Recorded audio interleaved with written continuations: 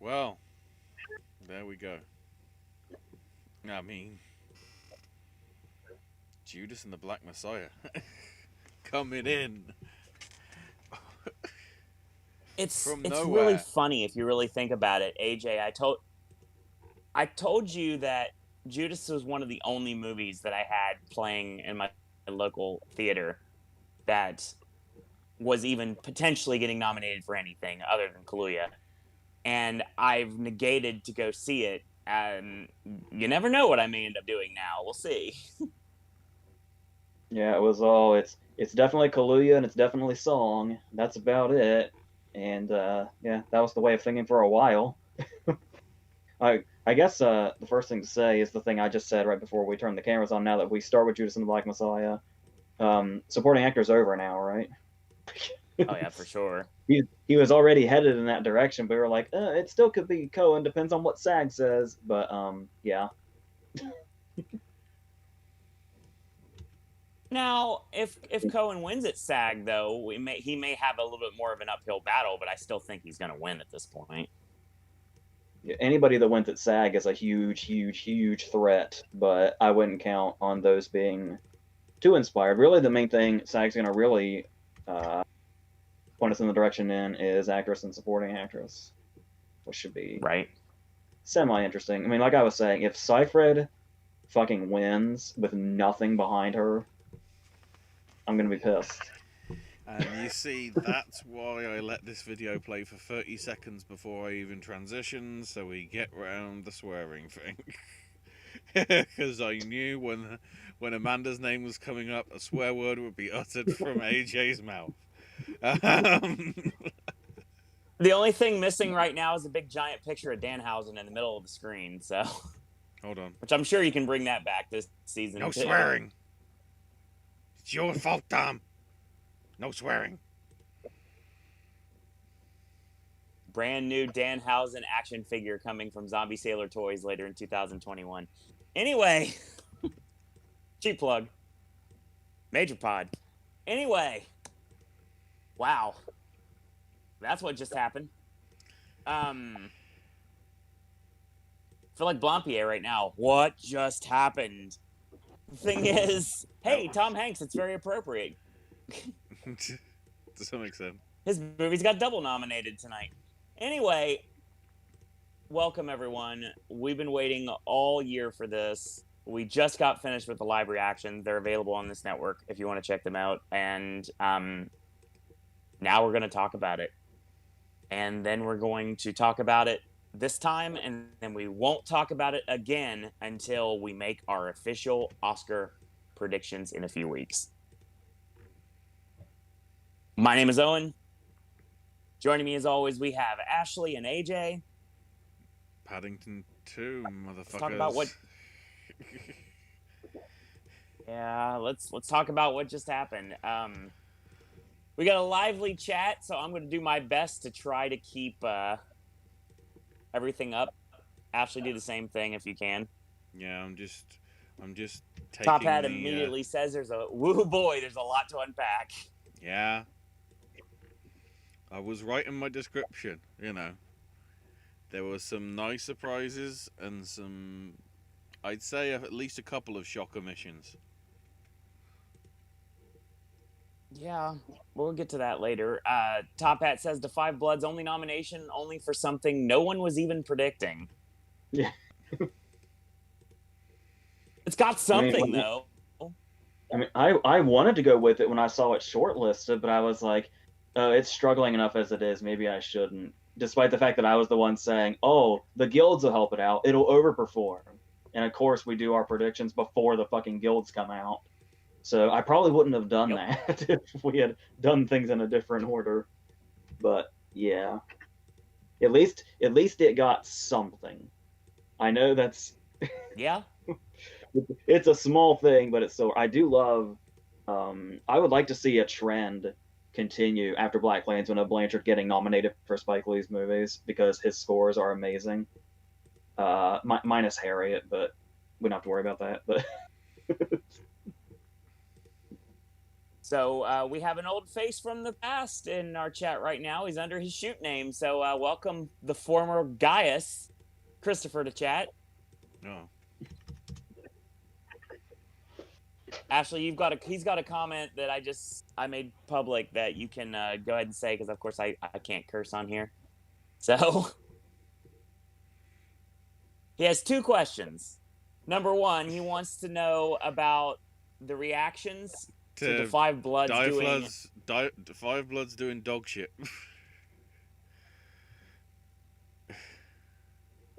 I'm sure that's to you, AJ. Well, at least they didn't do what the Cinematography Guild did and nominate the cinematographer for another war movie just to say fuck you. At least they didn't do that this time. There's still time, AJ. What was really interesting is the whole idea of the big debate of if Boseman was going to get in for it in supporting. And for a long time, we were saying, no, that would be excessive because he's obviously going to win from Ma Rainey. But yet, I can't. Did you do the same thing? I can't remember. Oh yeah, I totally did. Boseman. At the last minute, I was like, it's the only thing I've got the Five Bloods getting. I did have it getting something, but I, just like everyone else, I picked the wrong thing. Yeah, because then Paul Raci was always kind of lurking, like just kind of waiting to pounce. And then BAFTA was a really good get for him. And I was going with that, and Owen, I think you said him too. Yeah, you sold me on Raci real quick. So yeah, you sold me on Sound of Metal real quick, and I went all in on it, and it voted very well for my predictions. And then BAFTA kind of helped out because it was like, because I was saying it shouldn't be Boseman and supporting for the Five Bloods, it should be Clark Peters. And BAFTA actually went that direction. And then it was like, could Clark Peters be the Michael Shannon to Boseman's Aaron Taylor Johnson when Shannon got in over him for Nocturnal Animals, even though Aaron Taylor Johnson got everything else? And it turns out we're just not going to do that at all, because another thing to talk about is you got like 2 guys in the Five Bloods and you got Paul Raci hanging out here. Alan Kim really tried to push himself into the conversation. Oh yeah. Jared Leto was in this consistently all the way up to SAG. And then by the time we got here, it's like he seems so far away. I almost forgot he was even in contention by now. Well, and then there was those outside chances of someone like David Strathairn. Most regular people saw the movie. That's what hurt little things. Yeah, that's what I was saying in the reaction video. Owen was right before Stanfield showed up. I was like, holy shit, it's actually David Strathairn, isn't it? we did get. I almost got sold on that, but no.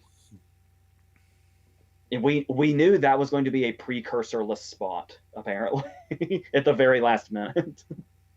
Totally. By very last minute, I mean while we were watching the nominations. While I was sitting here staring at the computer intently. I am through. I talked about this when I reviewed Judas and the Black Messiah. I'm fucking thrilled Stanfield's here, because he was like, you just watch that movie and you're like, why isn't Stanfield getting as much praise as Kaluuya? And then it's like, this is amazing. And remember, there was that rarity pre-3 Billboards of 2 people getting in supporting actor for the same movie. The last time before 3 Billboards was fucking Bugsy in 1991. And now we've done it again already with 2 actors, both of which could be argued are both leads.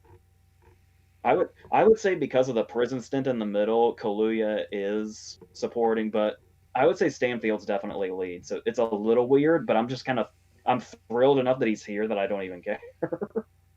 That's hilarious that you bring that up, especially with your timing right now, AJ, because that's actually Christopher's next question, your reaction to Lakeith Stanfield getting in. So it's perfect. We just rolled right in. Thank you, chat. Fucking stoked about it. That's my answer. Just remember, everybody, it all started, at least movie-wise, I'd say, from Sorry to Bother You. That's when he, I think, came to first prominence as a lead, because that's what the role is. It's not supporting. Bullshit. As a lead, yeah, I was gonna say in general it goes all the way back to Short Term 12. But yeah, as a lead, I would say it's Sorry to Bother You, right? I'd say so. I'm Yeah, looking. remember he Sounds also likely. had the. I don't know if anybody remembers the photograph that came out about a year ago. That he's also really good in, but the movie's like this forgettable romance thing, and it's kind of weird he's even in that because it's such a generic romance thing. Christopher asked about Eurovision Song Contest having the same nomination base that Selma had to get into picture. I don't remember if it was Brian or Top Hat on the last podcast we did that called it, but I remember distinctly seeing Husavik getting name dropped in the chat for today. And then when it came up, it was kind of like, I'm not necessarily surprised because if that was never seen, I never would have known that. But it got put in my head. I was like, well, okay, that's fine. And Smurfy Boy brings up the fact both Ma Rainey and One Night in Miami missed in picture. Mm-hmm. I'm still reeling from Mulroney missing adapted screenplay. That's not sitting right with me. That's crazy. Well, there's only 8 this time around, says Top Hat. And Smurfy Boy mentioned if voting were open during Critics' Choice, we believe Alan Kim probably would have gotten a nomination. I think that's probably a good bet. You mean strictly based on his speech, not that Critics' Choice has any other bearing on anything? Okay. This is correct. Or, well, not so much his speech, but his kind of lack speech. So I'm just trying to look for the press release. Yeah, Top Hat did mention it, but he didn't put it in his predictions. He kind of said, like, this could possibly be it, but he didn't go with it. So, yeah, it's rather interesting, and I'm... Picture's ahead, AJ. weird. Picture's just really Picture's weird. very weird. I agree. I can't tell what makes it weird or what's there or what's not. I didn't update what I had here, so of course, Ashley will do that later. Well, when we go category for category, we'll talk about what's actually here and what's not. For the most part, the three of us did really well. If you mix us together, number 1, we are Captain Planet, and number 2, we actually pretty much got everything right for the most part, except for the overwhelming love for Judas the Black Messiah. We all had. I knew. I I could feel at the last minute there that because I kept saying Meg was going to miss screenplay, and it was one of those cases where I went with one thing, but then like days later it was like I definitely should have said Judas and the Black Messiah there. Same. But I would not have still foreseen the overperformance that it does have now. Like we were kind of talking about it for picture when we talked about PGA. Yep. But like I said, with some of the stuff that PGA throws out there, that's not always the case. But right. Yeah. I'm trying to remember everything that's even in picture at the moment. It's so weird. I need to pull up my wiki page in that case so I can actually have a list of everything in front of me. Do we not have Mulroney in picture? No, missed. No, it's not in picture. Mulroney missed. That's kind of distressing. Because I know some people might.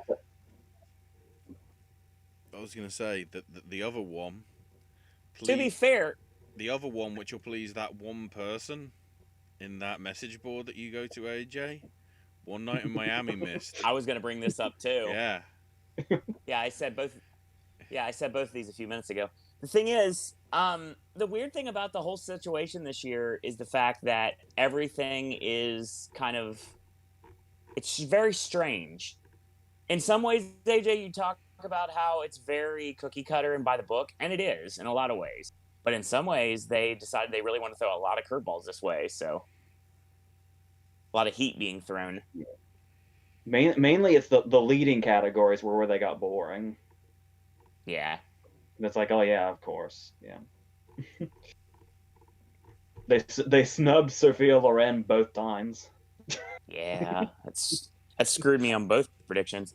So basically, Christopher says, I really like Borat 2. That's what he calls it. He doesn't want to use any other words, apparently. But could someone explain why Bakalova got in, let alone in contention to win? Campaigning. Oh yeah. campaigning. Her campaign started as soon as the movie came out. Like, everybody jumped on it collectively. And it's like we And were talking Smurfy, about before, how Cohen has been so prominent this year because he's half the Borat spokesperson, and because he's already out for Borat, he's basically been Travis Chicago 7's spokesperson all season. totally. And of course, he's really pushing for her as much as he could.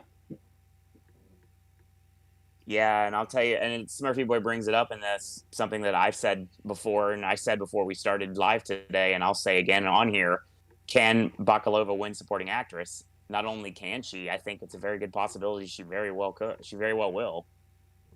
Everybody is gonna say no, no way, no. Nobody likes the movie, etc. I think SAG is going to tell us if Glenn Close can finally just get a career win. Because not only will she be getting a career win, this is her chance to beat Coleman this time.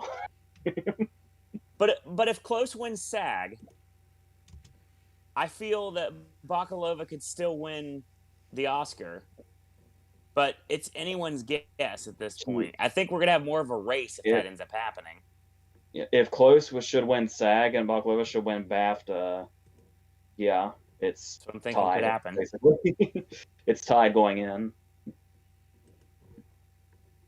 But let's say out of nowhere Bakalova wins both of them, and then this race is over. Yeah, probably.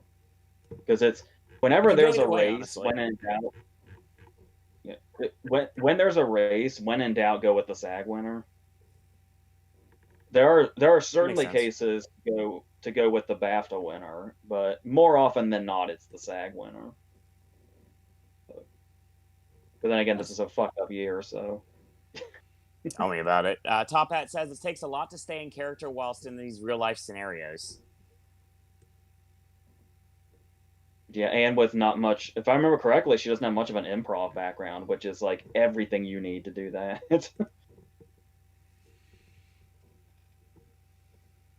Works in scare zones at Halloween Horror Nights too, AJ. Just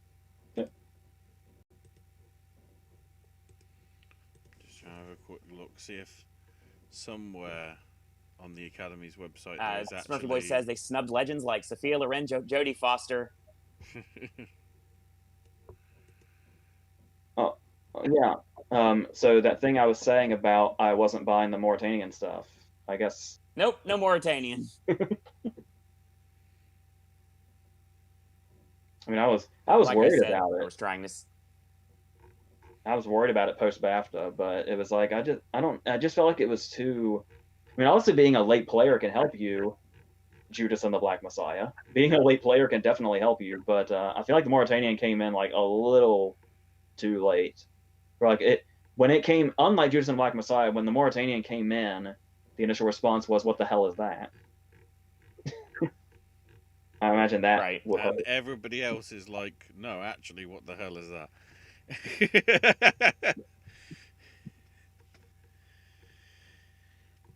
So yeah, like we were saying, well, not quite to the extent I was saying before, but when you look at a couple of others, Globe wins don't mean shit. So Rosamund Pike did not. Close is now. What was that? Go ahead, Rosamund Pike. Rosamund Pike did not derail Bakalova, even though they were in leading, and Jodie Foster did not derail anybody. So, like Smurfy Boy said, they snubbed legends like Loren Foster and Ellen Burstyn. Christopher says Close is now tied with Peter O'Toole as an 8-nomination losing streak. Yeah, given the fact that she might as well have practically been on stage for The Wife when Frances McDormand said Olivia Colman. Like, you can even see Close's face when Coleman won. Is like, really? Now, mind you, I prefer Coleman, so I'm not upset about that. But I don't think they're gonna let it go this far. And I do think there's, just like I said, the scene where she buys the kid the calculator in Hillbilly Elegy. That scene alone will be enough to say, fine, take your career win and get out of here. Like I said, nobody else is going to think that way because everybody's judging Hillbilly Elegy on the critics didn't like it. They're not actually watching the fucking thing. Not that I recommend watching the fucking thing or anything. I don't.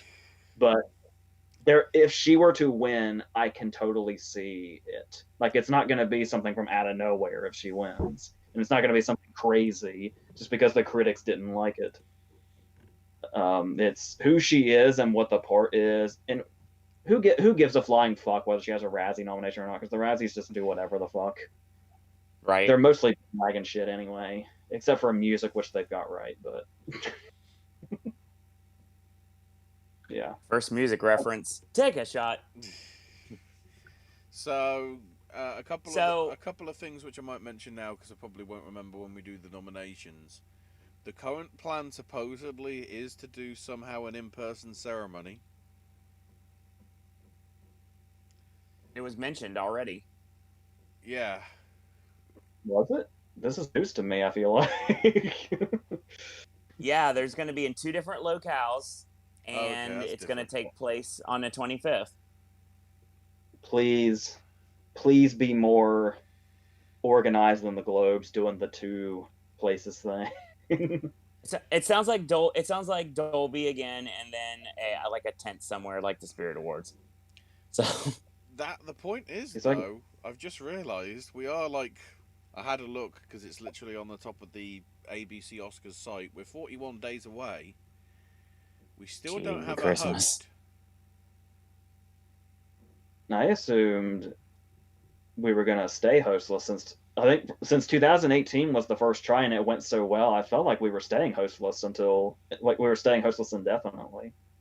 which would definitely, as we saw, much as I love them, given what we saw from Tina Fey and Amy Poehler, the 2 hosts in 2 separate places thing isn't gonna work. So it'd be the best possible thing for them to stick with the hostless thing if they're doing the 2 locations thing. Okay, so I can confirm this, and it's official. It's going to be at the Dolby Theater, of course, in LA, and then there's actually going to be Union Station is going to be the other location in LA as well. So Dolby and Hollywood and Union Station in LA. So that's going to be the locations. Train drivers are going to be giving Oscars out to the celebrities. Like, okay. They could do something really seamless if they don't try to combine the 2 locations. Like if they don't try to have banter between 2 presenters that are in 2 different places. If they don't do that, this could probably go pretty seamlessly. But you know how it's almost like they actively try to fuck up sometimes. So we'll see.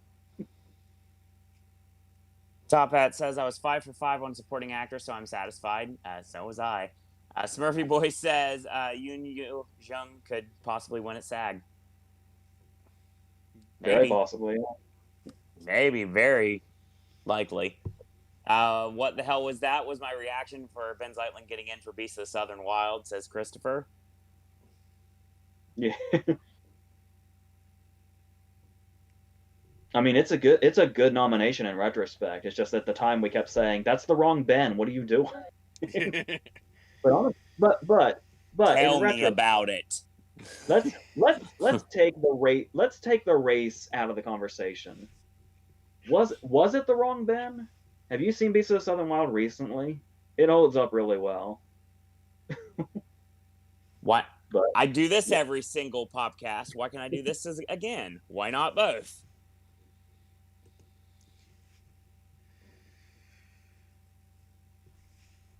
The other thing to mention, the Humanitarian Awards are going to the Motion Picture and Television Fund for the financial relief it's been doing over the past 12 months and whatever due to the pandemic. And a lot of people over here will be saying for services to Meghan Markle, Tyler Perry. Tyler Perry's getting the Humanitarian Award for basically his charitable endeavours trying to address homelessness and economic difficulties faced by actors and whatever.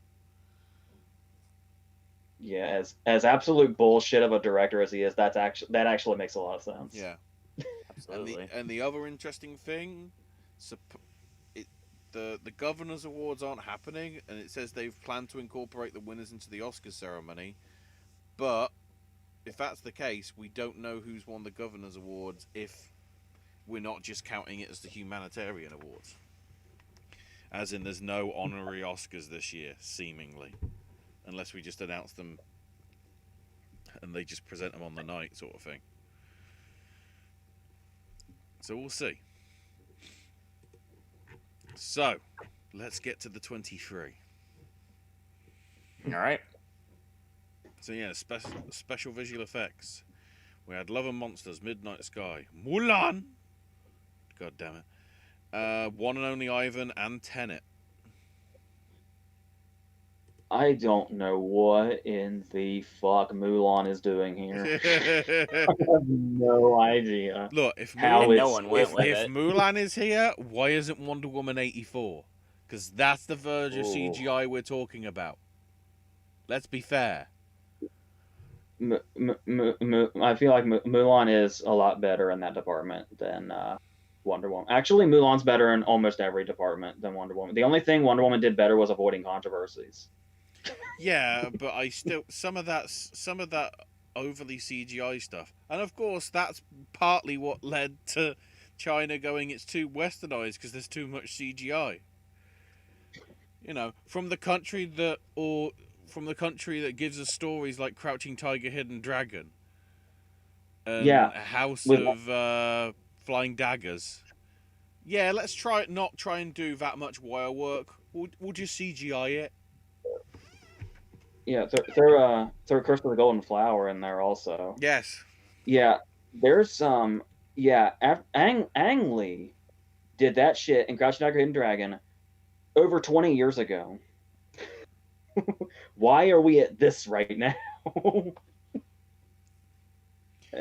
Remember how good the wire work was in The Matrix?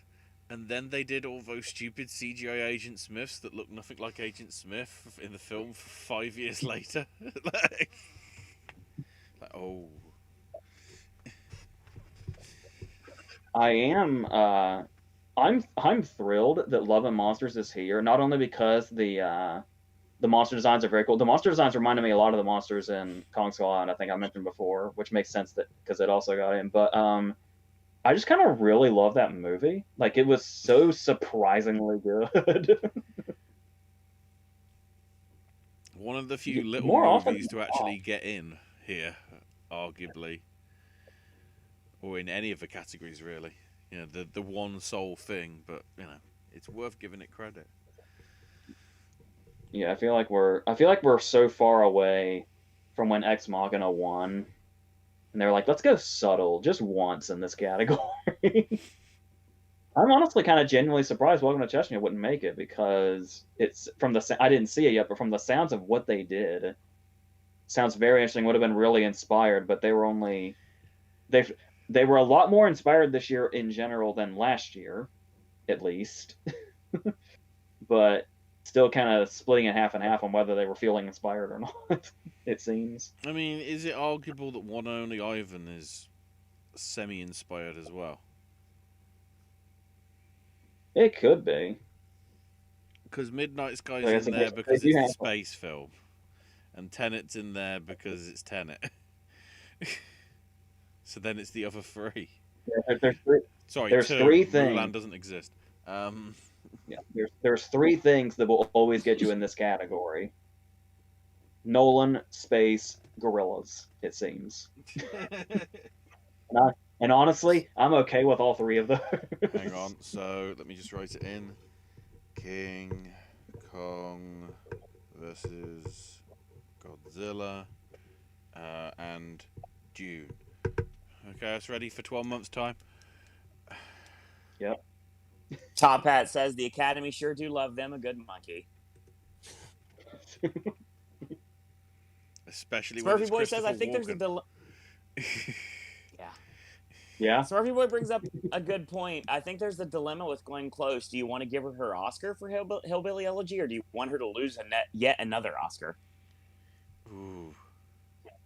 It's so. I mean, I'm not campaigning for career wins, but I mean, that loss for the wife had to fucking hurt because it was I so mean, you know, because close. you No know, pun intended. if we look at the two major obvious historical moments of finally winning, uh, Deakins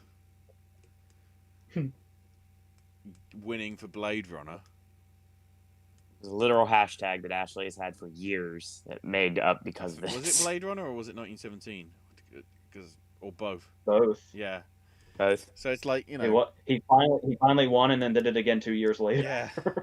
So cinematography wise, Blade Runner is stunning. We always say the same about Diane Warren. Whether it will happen this year, I don't know. But the song itself is pretty good. Arguably, it should have been the one where Name Redacted won for the Name Redacted James Bond film. I know.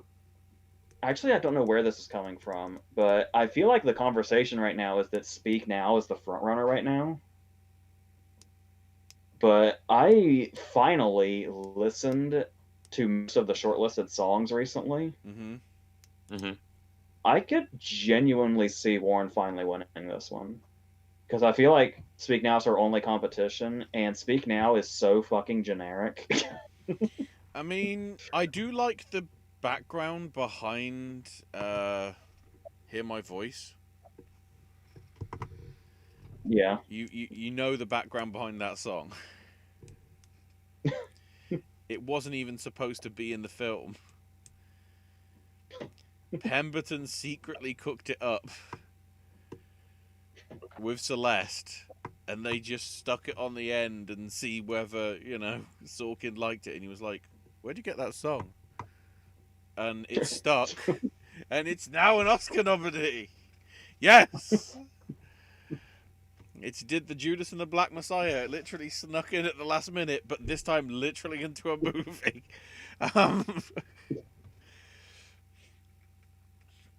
So we have a conversation in chat going on between Christopher and Mr. Top Hat. Christopher goes, "I liked Mank, but why did it nearly get in for visual effects? What visual effects for what? The giraffe?" The response? Mank used VFX to enhance the sets. In the costume party scene, for example, the chandeliers weren't really there. And they're just kind of in general the whole thing with like how they made it look like it's shot. They made it look like it's being projected through film. I thought it was gimmicky bullshit, but I mean, all right. Even if you think back to From Russia with Love, that opening chess scene that they have, the walls and everything are all there. There is no ceiling. There's literally just a matte painting that is, I guess it wouldn't have been CGI in the 60s, but, added in to make it look like it has a roof. I love that you used that as an example, because as brief as it is, I love that chess scene. I mean, it's only like 10 seconds long, but I love it. To be fair, given how much of a fan I have on Her Majesty's Secret Service, that's when we first got the genius of Peter Hunt. Because if you look at the extras, Peter Hunt had to do a lot to that film to make it even presentable. He probably salvaged that. He probably salvaged that film to some extent. The chest burster scene From Russia with Love. Hang on, what? I'm getting confused anyway, because I've got an emote on Fortnite of the blooming Fortnite pinata pony coming out of somebody's chest because they thought that was appropriate for Alien. This is a kid's game. So on that, it was 3 for AJ, 4 for myself, and 2 for you, Owen. Soul missed out. Thanks. Welcome to Chechnya. For all of us. Yeah, missing. But Soul missed out as well, which was a possibility. Yeah, well, AJ and I both had that. Yeah, and obviously you had and Mank. The We've already aforementioned covered Mank. Yeah, I was gonna say. Yep. So next on to editing, where the nominees are Fatherland. Fatherland, that film with Colin What? Farrell. What's The Father, Nomadland.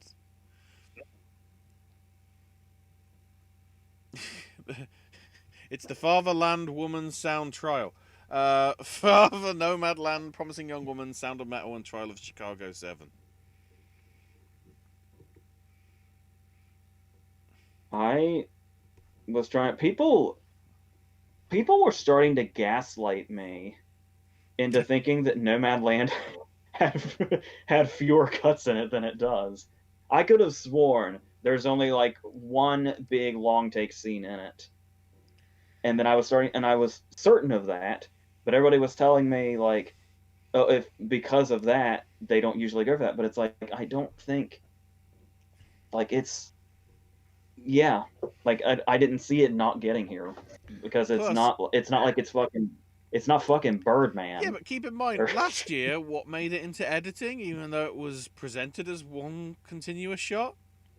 1917?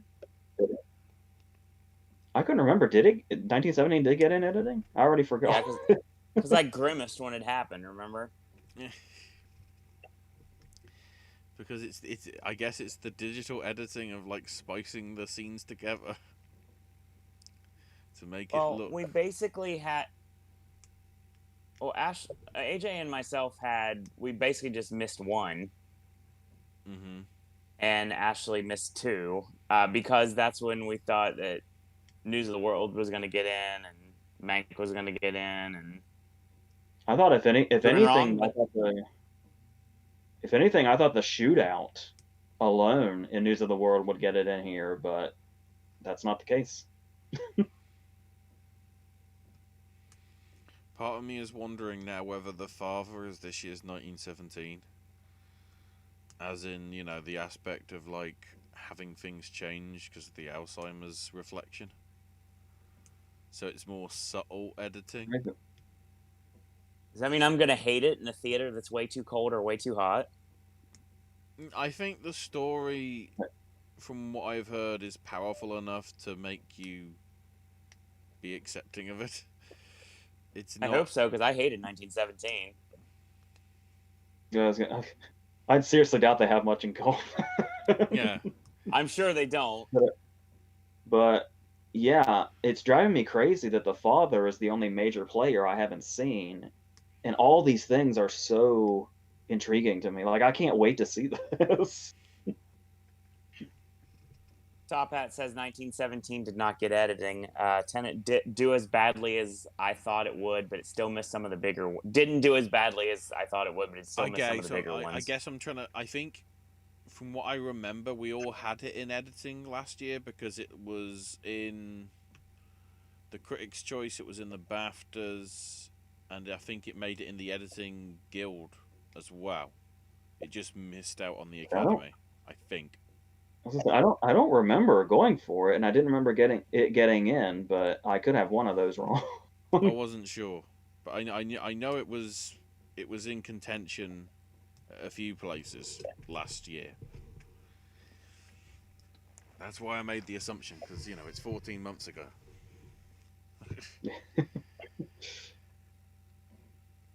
Christopher says, always love the scene when the xenomorph bursts out of Robert Shaw's chest. You kiss my foot. Close had great performances in Dangerous Liaisons and Fatal Attraction, so for her to finally win for Hillbilly Elegy would be kind of weird.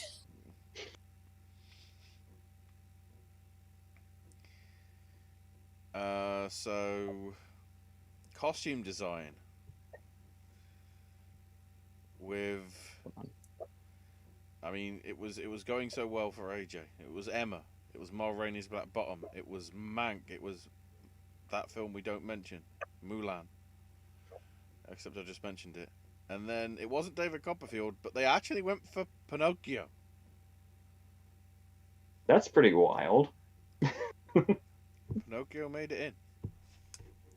Let me go to my Oscars I guess I should list have, to see even if though anybody obviously. notable did the costumes. Oh no, they don't. They don't have a Wikipedia link, so.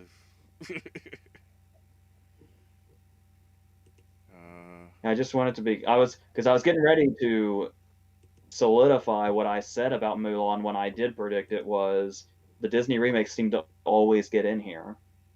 But I don't want people to think I'm mistaking this Pinocchio for a Disney remake. Not yet, anyway. I'm trying Yeah. to see. Okay, they don't even bother putting it in the notes for fact sheet in terms of how many times said artists have been nominated before. Great. Thanks. You had one job, Academy. Like, do it for every single category. Except you only did it for, like, the big 8 and, like, selected others.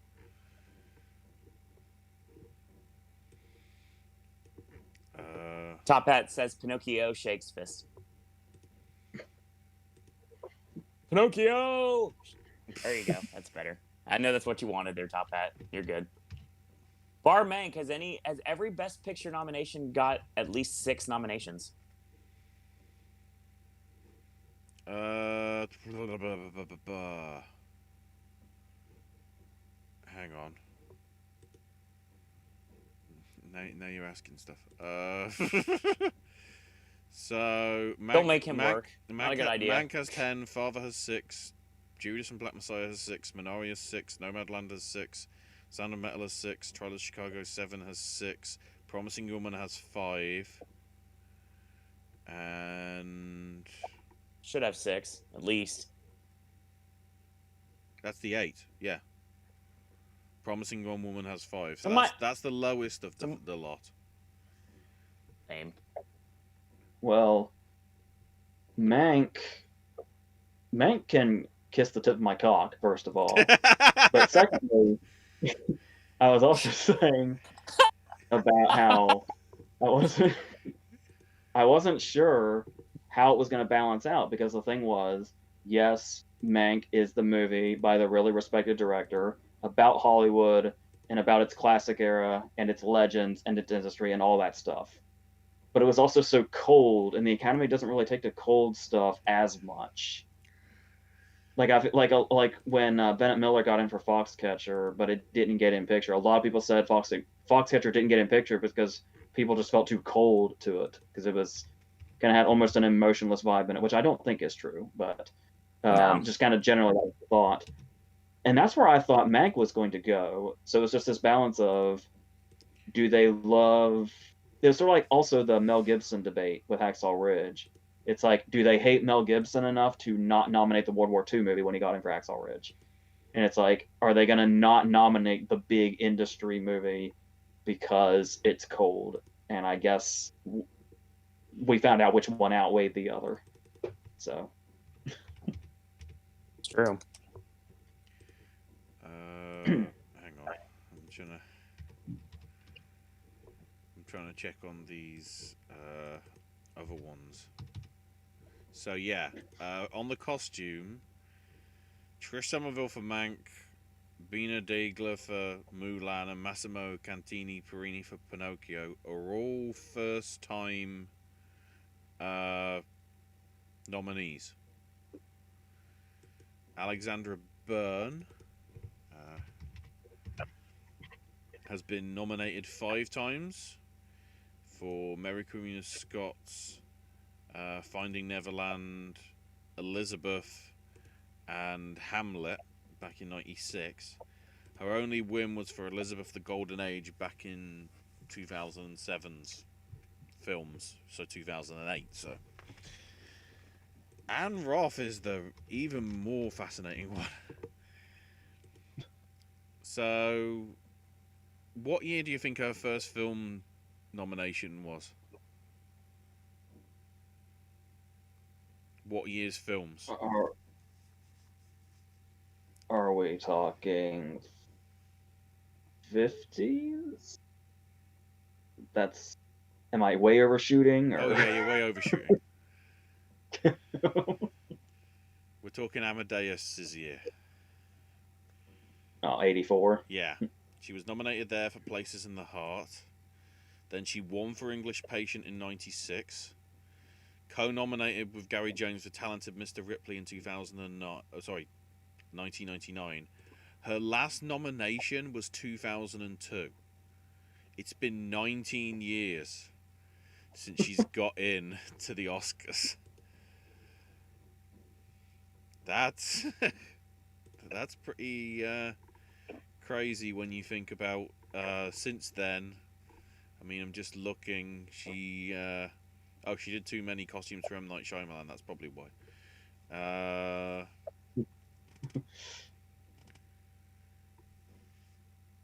Well, nobody liked the raincoats or whatever the fuck they were wearing in the village.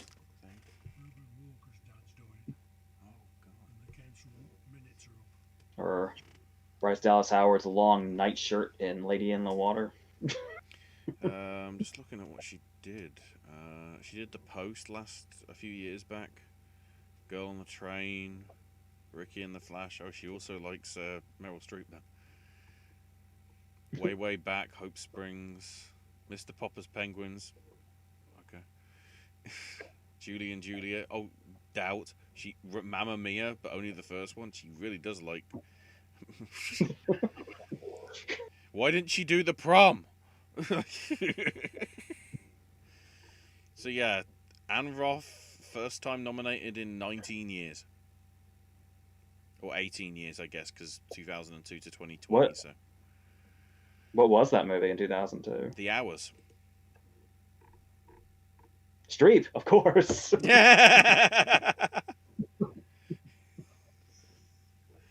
Hang on, I'm trying to see where the Streep love started. It might have been there, in all honesty. Yeah. I think pretty much from there. I'm trying to briefly look through and trying to remember, was that a Meryl Streep film? Because she's done a lot of stuff beforehand. I don't think so. It all started from The Hours. That's when the Streep-Roth combo began.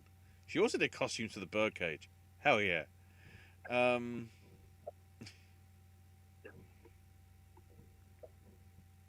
Dennis the Menace. Anyway, that rabbit hole is done. I just found it interesting though that because it's a name that I've heard so much, and the fact that it's been so long since her last nomination. Pretty crazy. Yeah. Anyway, so on that front, switch back over to the spreadsheet. Yeah, 4 as I previously mentioned, 4 for you, AJ, and myself and Owen had 3. I guess the big thing worth noting, given that Promising Young Woman missed, nothing is that should have been the 6 right there. Nothing, unless you maybe count Emma slightly. None of them are contemporary. They're all period. Which isn't something that usually happens with the Academy, so.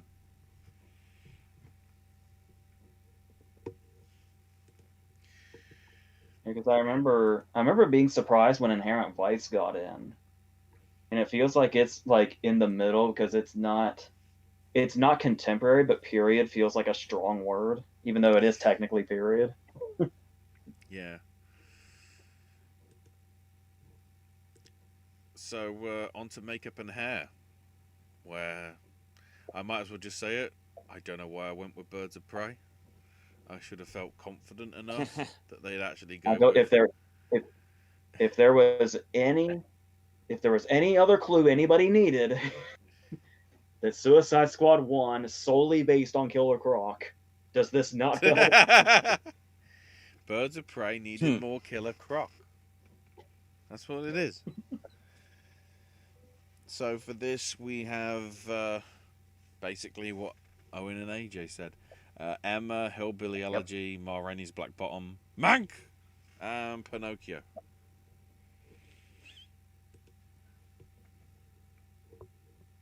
Couple chat messages real quick from Smurfy Boy Christopher and Top Hat. Smurfy Boy says, people thought we're hyping the Glorious to get in costumes. Christopher asked, how many Pinocchios are there coming out? There's Tom Hanks. There's a Pinocchio with Roberto Benigni, because we all remember how loved that one was. Okay, so And Top Hat says, on the Pinocchio front, the Benigni one is the one that won 2 nominations today. Yeah. The Tom Hanks Not- one is not to be Disney confused. because Disney has to live action everything. You mad bastard.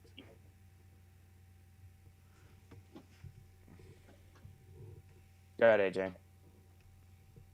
I was just doing the not to be confused with his 2002 outing where he actually played Pinocchio and it was considered one of the worst movies of all time. Oh yeah.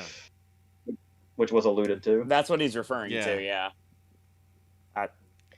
Top Hat says it really is the 5th slots for these nominations that start to add up against you. Yeah, especially in predictions.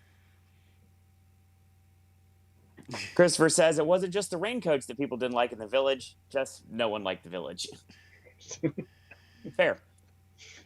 Top Hat says technically Pinocchio is more fantasy, and Birds of Prey, and he made me say it, and the fantabulous emancipation of one Harley Quinn not getting in really messed up my numbers. I mean, Pinocchio technically is fantasy, but like Geppetto and all that is period, right? Yeah, I was gonna say, how is Pinocchio anything but fantasy? I mean, Fair. Hang on, let's double check. What did the costume guild say? Oh, hang on, let's scroll to it. I don't know where it is. Yeah, sci-fi or fantasy. Oh, Mulan is considered fantasy. I mean, with all the CGI, yes.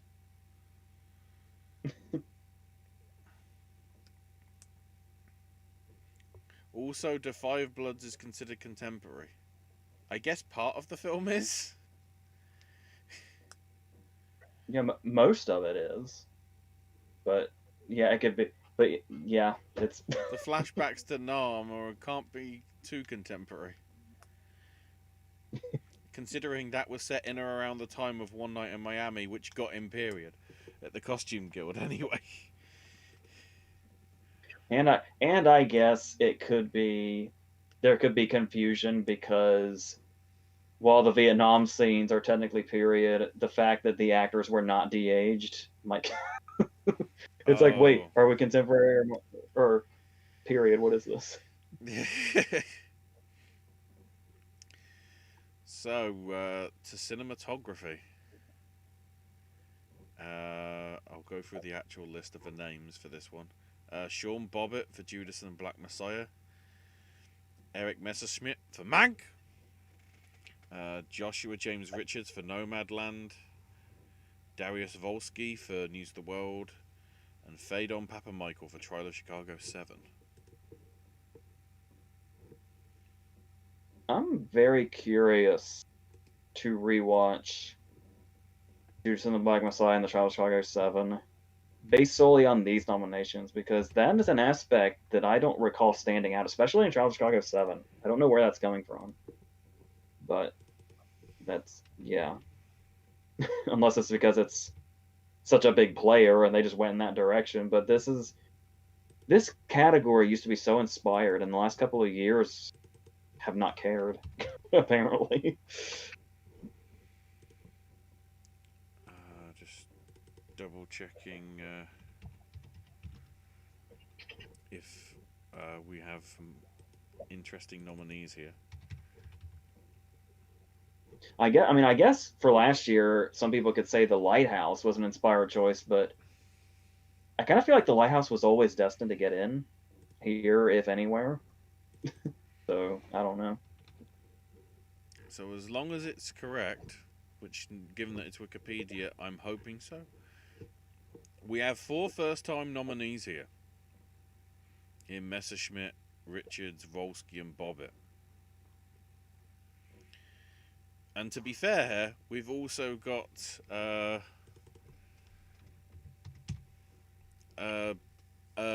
one-time nominee as well in Phaedon Papamichael. As I always do here for the trivia sort of shits and giggles. What film from 2013 season did he? Nebraska. Yeah. I knew that off the top of my head. So yeah, at least it's good to see like a lot of fresh new names in the cinematography. Paul, I will say that. Next to check on my list, production. Oh, well, hang on, cinematography. So Tenet missed, which I guess isn't too surprising. Even though me and AJ both had it in the list. It's a fucking good looking movie. That's kind of a bummer, but Yeah. especially with the like I said, the uninspired choices like Drive to Chicago 7. I don't get it. I mean, I know there's more to cinematography than just that it looks good, but I mean, Tenet looks really fucking good. It looks so slick. And of course, you know, Defy Bloods, and I'm thinking of anything didn't make it in. Probably because nobody saw really Judas and the Black Messiah sort of make it in, which I'm pleased to see.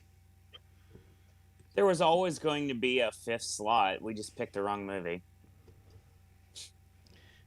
Usually, the question is that actually the fifth? What is the fifth?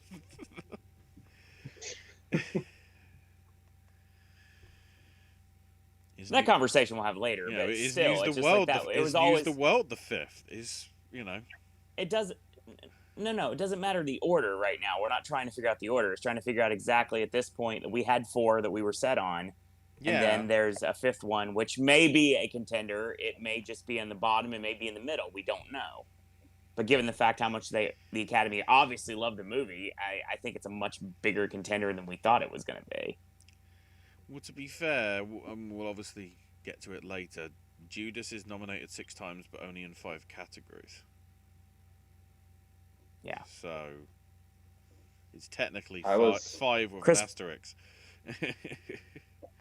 I was getting real convinced Shaka King was going to show up in director. Same. 100%. I really thought we were there. So here's where Christopher says, I'm so happy they didn't. Christopher said, I'm so happy they didn't de-age the actors into 5 Bloods. Still have nightmares about Photoshopped edition Joe Pesci. Yeah, people.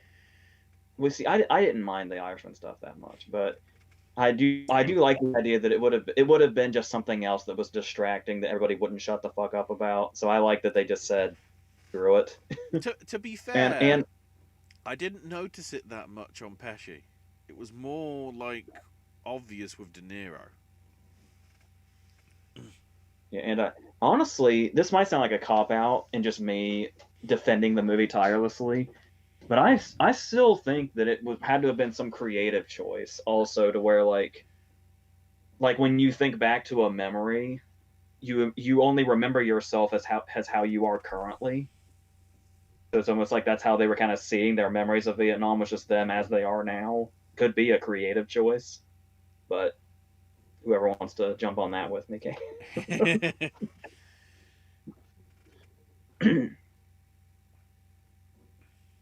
You want to mention Christopher's other comment? Given that I'm going to switch away from cinematography. Yeah. Cinematography for Trial 7, I think the scenes where they confronted the police, I think were instrumental in its nomination, and Top Hat concurs. Yeah, that probably makes sense. So, to production design. The sort of the first bloodbath, arguably, for us, because nobody got higher than 3. So we had The Father, Ma Rainey's Black Bottom, Mank, News of the World, and Tenet. To be honest, we should have seen Tenet coming, because a building that exploded and imploded, and wherever that was, and the production design of basically shutting down Berlin, or whatever German city it was, for the car chase scene. Am I going insane? Because this might sound like I'm some kind of Emma fanboy. I didn't even care. I didn't even care for Emma, and its entire shunning in production design through this whole season is so weird to me. It's like, apart from the costumes, it's like the only thing I remember about Emma. Like, what is? And that's the thing is, period movies tend to go like costume design and production design tend to go hand in hand in movies like that. It's like the fact that it was. I mean, it's not so much that it's missing here; it's that it was shunned through the entire season is really weird to me. But I feel like I'm going So insane. AJ, no. So what you're saying is secretly Emma was directed by Spike Lee. Yeah. I mean, he did say he was spending the whole pandemic watching The Golden Girls, so I don't put anything past him now. I just double checked. Yeah. Same. It missed out in the Period Production Design Guild as well. Yeah, that I thought was really weird. And now that we've come this far, it's like, all right. But remember, I used to say back in like kind of that 2015 area, this was for a while. This was always my worst category. And then there was like that one time out of 5 after I had announced this is always my worst category. But I guess I'm going to get back to that. I'm going to get back to sucking at production design. Wait, the production design guild think Mulan is period, not fantasy. Can these guilds make each other's mind up as to what category it is? I can't wait for WGA to just throw the rules out the order and say, "Oh, well, Promising Young Woman was adapted as well as original. It can be nominated in both." Like, what? I mean, that would made Owen happy. Yeah. Then when I've got 6, it would have been fine. Yeah. So yeah, we all had Mank, and 2 of us had News of the World, and 2 of us had Tenet. I was the only one to go with Ma Rainey's Back Bottom, which again I'm surprised about because production design for something that's basically a play is a little strange. It has to go for small scale as well as large scale. So yeah, it's got exterior shots that probably helped out a lot, but they're like very brief. Yeah. And the father is obviously going to be very, I don't want to say room-esque, but it's obviously predominantly going to be set inside inside his house, with everything changing around him. So immediately with you saying that, I want to see Anthony Hopkins throw a Johnny tantrum right now.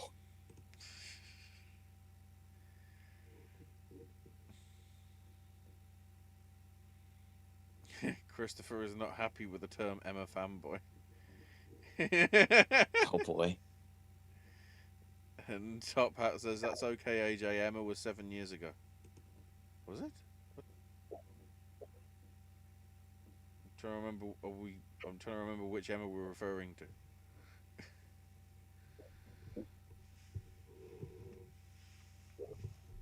I'm confused. So say the only other one I'm assuming that's a joke of some kind. The only other Emma I'm really familiar with is Gwyneth from 1996. Yeah. It's 25. I'm assuming this is a joke of some kind that we're not getting. That's going over our heads. Happens a lot actually. And now it says you're tearing me apart, Olivia. You're tearing me apart, Olivia. Okay. I don't know what I've walked in on. So then we get to sound, the amalgamated sound with Greyhound, Mank, News of the World, Sal, and Sound of Metal. Another bloodbath of sorts because you guys both had 3, I only had 2. Smartly, AJ went with the Tom Hanks double feature. No, he only went with Greyhound. He didn't go with News of the World. Yeah, I snuck it the world. I went with I had Ma Rainey here, I think, and something else. You did. Tenet. Soul and Tenet. Yeah. Sound of Metal, Soul, Tenet. Tenet was never going to stand a chance with Are you sure you understand the lines, Christopher Nolan? This isn't it. Are we just doing Bane again? People are gonna wonder where the subtitles are. Well, yeah, okay. Maybe I didn't take that as into consideration as everybody else because I thankfully had the pleasure of seeing it with subtitles, so it didn't. Oh, that's why. You cheated. Boo.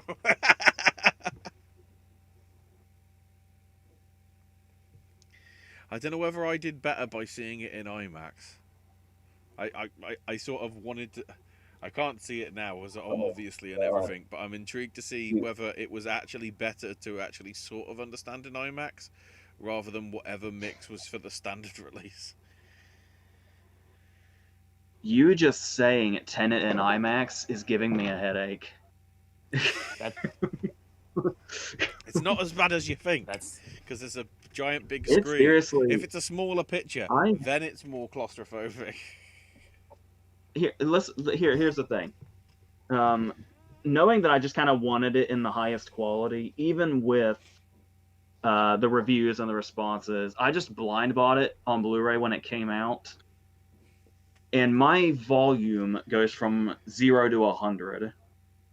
I had it on notch 8, not 80, 8, and I thought my speakers were gonna blow out. And that's And I'm why not it even didn't get exaggerating. nominated for Best Sound. I still haven't seen it yet. Then again, that's not surprising to anyone because I've only watched one movie, as I've made very clear this whole season. Top Hat, I was only sideways. I was trying to fix my phone because for some reason I'm still getting the glitchiness here, and I wanted to change the ratio to from Europe to US East, but I can't figure out how to do that on the phone, so on Discord, so Hold on. I'm just gonna have to deal with it. Hold on. Hang on. Switch scenes. We'll go to Danhausen and Hanks again, just so I can quickly do some behind the scenes. Quickly switch that.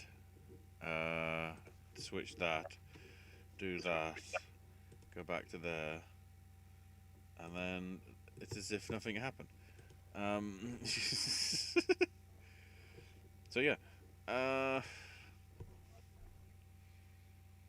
I don't think there's any surprises here really in sound. No, not really. To some extent. So then, best original song. Fight for You from Judas and the Black Messiah. Hear My Voice from Tyler Chicago 7. Husavik from Eurovision Song Contest. What's the full title? If I can find it in my list. A Song of Ice and Fire, is it? The Story of Fire. Story of Fire Saga. Sorry, I was getting Close it enough. I was getting it confused with that's a Game of Thrones book, right? Isn't it, or something? I think so. Yeah. Yeah, it's close enough. That's probably where they got the inspiration. EOC Scene from The Life Ahead. La Vita Davanti a Se. See, I can do it as well, Nick Jonas. And Speak Now for One Night in Miami. Rain Song Misses Out. Yeah, that's a shocking one right there, at least for me. And in general, fuck, all in the fight for democracy. in all senses.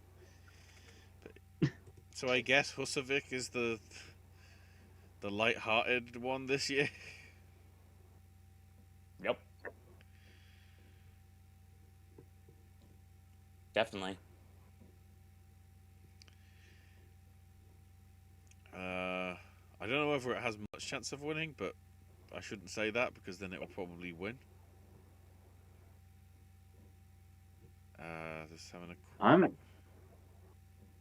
I'm really feeling that. Well, I'm really feeling that Warren could finally break her losing streak, but seeing some of these results, I'm not entirely positive about what I'm feeling.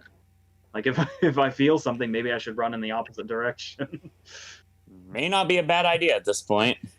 I mean, considering the momentum that, is it her or HER, however it's pronounced, has got from last night's Grammys, I'm just wondering whether there'll be a possible sway there as well. If anything, Husavik is sort of the odd one out, and it's a toss-up between the other four, to some extent, possibly. But yeah, 4 for myself and Owen, 3 for you, AJ, as you previously mentioned, you know, Turntables being your other one that missed. So then we get to Best Original Score, where second nomination, I think, for Terence Blanchard for The Five Bloods after the Black Klansman. I'm pretty sure, yeah. And then Reznor and Ross getting twice. Once on Their Own for Mankin, one with John Batiste for Sal. And then we have Emil Mosseri for Minari and James Newton Howard for News of the World.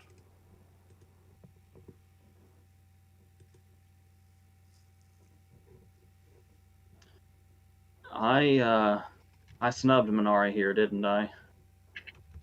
Yeah, that was a mistake. That was your miss, because you went with Desplat.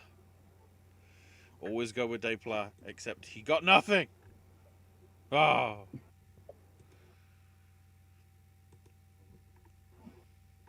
That's Reznor and Ross's second and third nomination after Social Network 10 years ago. It's gonna be their second win too. Probably. Oh, it's gonna be their second. It's gonna be their second win, thanks to John Batiste. It's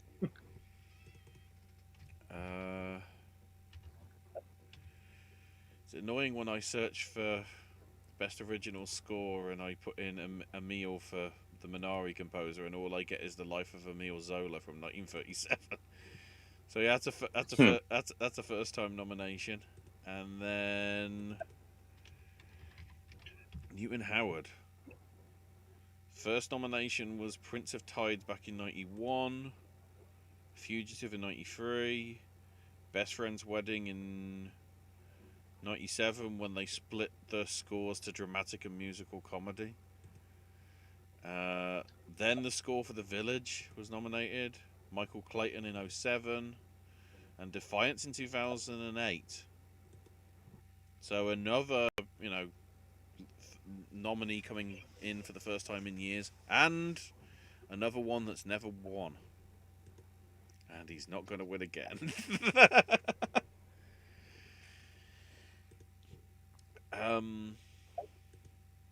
So yeah, Tenet missed out, which is fair with the list that we've got, I'd say.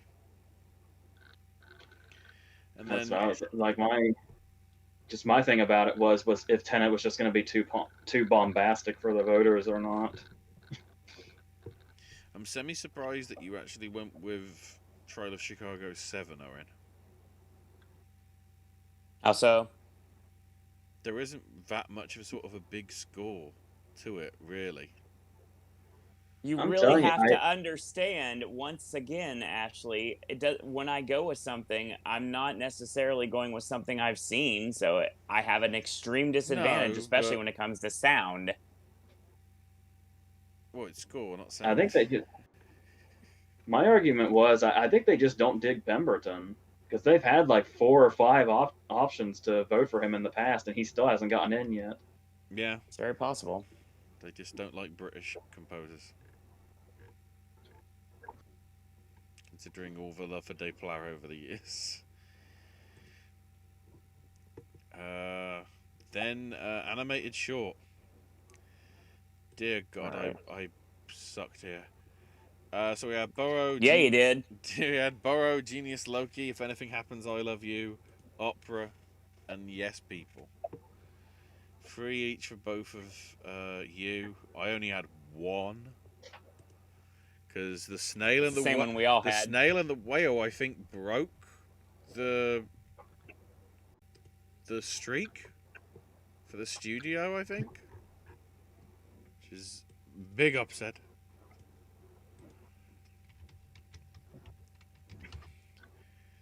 I have to say this, and before I know we just got out of song, but still I want to say this. Mr. Top Hat's literal comment: Will perform the song. Will not. Will have the will. Won't. It's despite being from a comedy, it's actually a powerhouse vocals song. Oh no, I remember at the time, you know, that was like the thing that people were actually praising it for.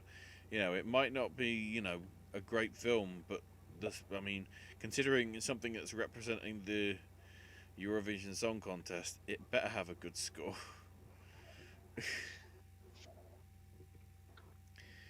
I just realized. Go ahead. Good. Graham Norton was in 2 movies this year, and both of them are nominated in a music category. Wow. Okay, so Highway Rat didn't get recognized by the Academy, so it's not a complete miss, but they were nominated for Revolting Rhymes. They missed out on Stickman. Nominated for Room on the Broom. Nominated Gruffalo, but not Gruffalo's Child. And they were nominated for... Oh, wow, they were actually behind Chico and Rita. So an actual feature film, not a short. So the question is, will Zog and the Flying Doctors get in next year? Or in 2 years' time for Superworm or Pip and Posy? We'll see. You heard it here first. I just remembered there's another reason to celebrate. Despite the fact that it was shortlisted multiple times, there is no sign of Jingle Jangle. Oh God, no, there's not. You're right. Yes. It missed. We are saved. So yeah, Never, ever nominate a David E. Talbert movie, or I will be angry. So Burrow was the only Pixar Disney contribution, I believe, that made Weirdly it. enough, it was my last minute switch out at the very last possible second. And if anything, the only lock, you know, for all of us was if anything happens, I love you, which makes sense. None of us went with Genius Loki. I don't know why, because we haven't seen it. So it was mentioned in chat. I do recall that. Yeah, but you got Opera, Owen. The 4K. Yes, I did. I find it weird that there is a short film in 4K. Like in IMAX. Then again, there was that stupid Kanye West thing that was in IMAX. I vaguely remember it. It's like, wait, so you're doing actual cinema you're doing times for a ticket that people are going to pay £12 for a 15-minute short. The same price that the 2.5 hours of Tenet is. Okay. And then also, yes, by the way, that you had, AJ. I Googled it. I saw 2 animated old people, and I was like, yeah, that's usually about right. What for Genius Loki? It's the animated faces places.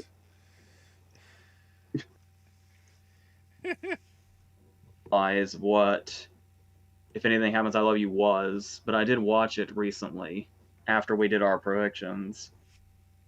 And I know it's, if you don't know what it is going in, it is kind of weird to say that a short that's like 12 minutes could have spoilers.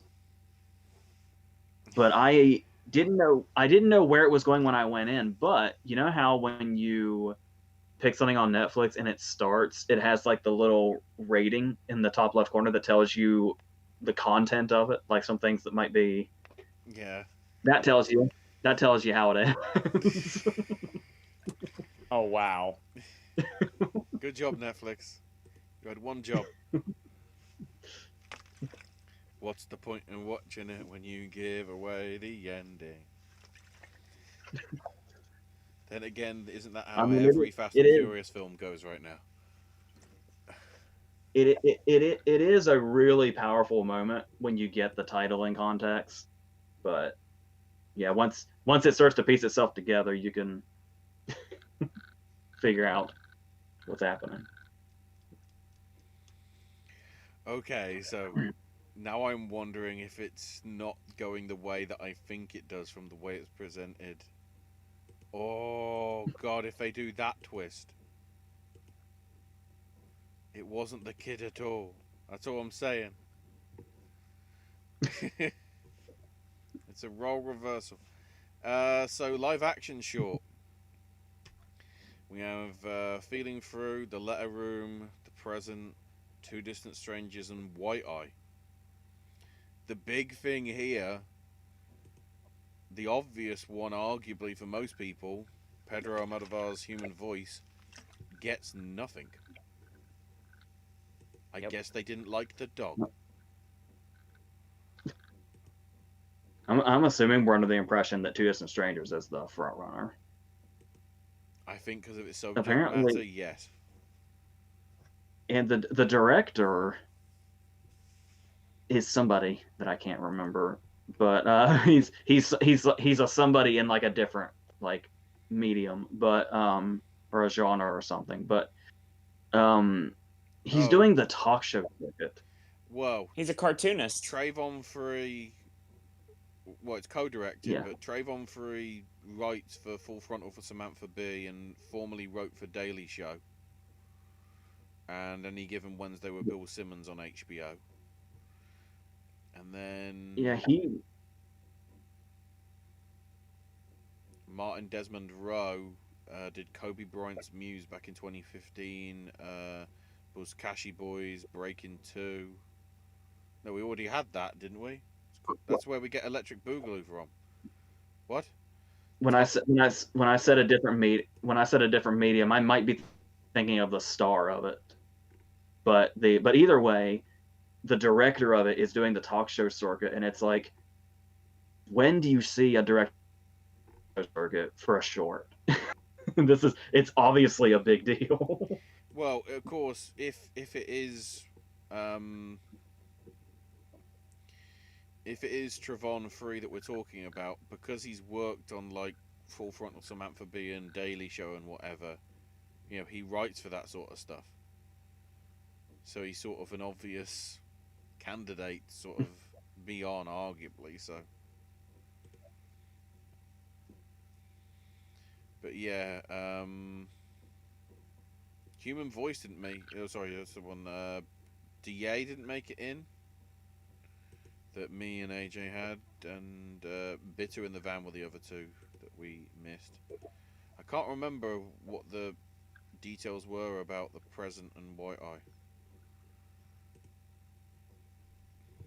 Another thing, The Present got name dropped in chat. I remember that. That's all I remember. Yeah, because we made the whole joke 2 days ago about is it related to The Gift. I remember that. That's the only bit I remember. I like Top Hat's comment in chat right now. Did you see his comment in chat, Ashley? What the jingle has been jangled? Oh, Out's message was a little too on the nose for the Academy. Oh, no, the one underneath. Yes, of course. The question is, do any of these shorts have a pack animal with a donkey descendant? And if they do they or do they not wear a device on their ears in order to listen to music? I mean, I probably won't be able to tell. Because, unless now, because the nomination's out, now they can just put it up for free online for people to watch. Like how it was last year. For the infamous donkey with headphones. I'll tell you right now, after the experience last year, if it is offered again in 2022, and I don't see a reason why it won't be, because everything should be back to a little bit of normalcy by then, I would be more than happy to watch all these shorts in the theater again. Without question. It's it's one thing to be able to sit in front of my television, because obviously, I use my TV monitor as my computer. The thing is, it's one thing to sit in front of my television, which AJ knows is something I hate doing. Or it's something to just force myself to sit in a theater without any distractions and just watch the movie in front of my eyes. And I much rather prefer that. So if this is offered next year, which I'm sure it will be, I'm most definitely going to take advantage of it. It's a cool way to see these things, especially being able to see the donkey with headphones and marking out for the other 4 people wondering and looking back at me why I made that noise whenever it happened. They probably won't because of all the competing that will be going on, but it would be amazing if, like, throughout this year, when things starting to get back to normal, that they start, like, putting these things in theaters that have already gone by. But like, I think we talked about this before, where it's like theaters will just be so fucking packed with all the shit trying to come out. Totally. Except for theaters like Athens, which I think will still put out stuff like that, though. Like the indie theaters. I was just double checking that if I wanted to, I can buy the compilation of selected short films from last year, which thankfully does feature Nefta Football Club. So I can see it. As it should. No, but like there's only 8 of the 10 are actually in there. I guess a couple of the animations or documentaries. Oh, sorry, the live action short didn't make it in for whatever reason. So in some cases, that's not a bad thing. So on that, it was 3 for you both and 2 for me. And then we come to documentary short, which is a very AJ heavy one. The only one we all missed, Colette. And then A Concerto as a Conversation, Do Not Split, Hungerboard, and Love Song for Latasha. I think I was put off by Colette because remember when Caroline was a front runner a couple of years ago and missed, and it's like, okay, so if it's just a first name that starts with C, I'm running away. So I didn't go with Colette. Also, I believe it's somehow involved with the Guardian newspaper as well. Which, to be honest, I probably should have seen coming because they do like to get a lot of mix of people, whether it's New York Times or Amazon or anything really with the documentary stuff. They try and spread it about, so possibly should have seen that coming. In terms of back to this chart, Speed Cube was missed. I mean, so be it. And then, well, because I don't know. It's like I only went for it because it's about Rubik's Hey, you both cubes. went with it, so I only went with it because Rubik's cubes. Went with it, so there you go. Abortion Helpline. This is Lisa missed out, along with Call Center Blues. I'm just wondering whether that's because of the what's the one again? Veterans Hotline, press 1. Yeah, that one. Hotline, Veterans, press 1. Yeah. And then Sophia Loren missed. She lost twice. And also Hysterical. I lost points both times. So yeah, 4 for AJ, 2 for myself and Owen.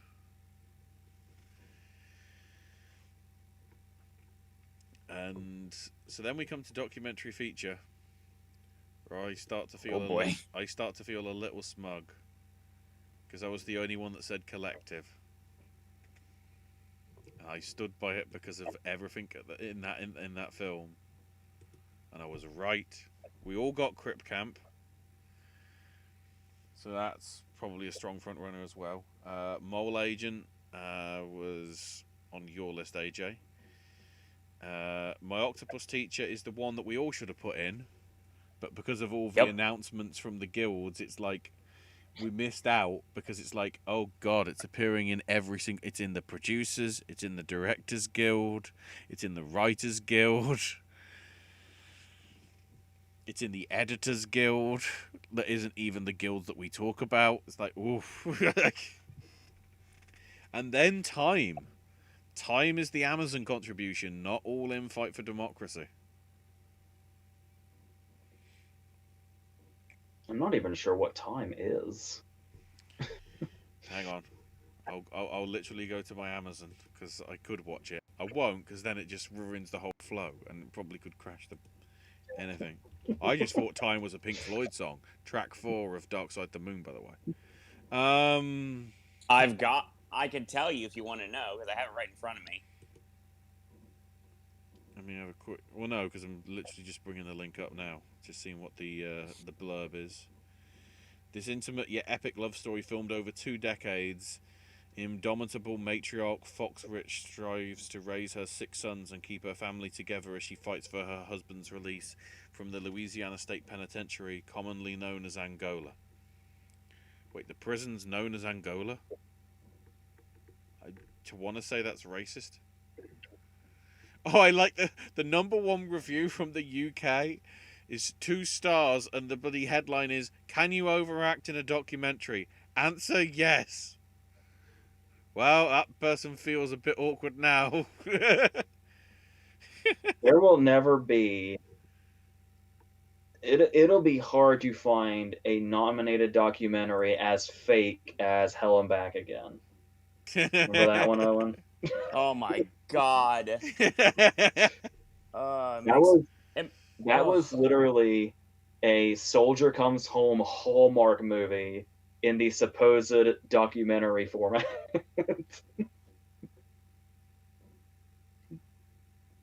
You can't tell me that Pure Flix didn't ghostwrite that movie. Good God.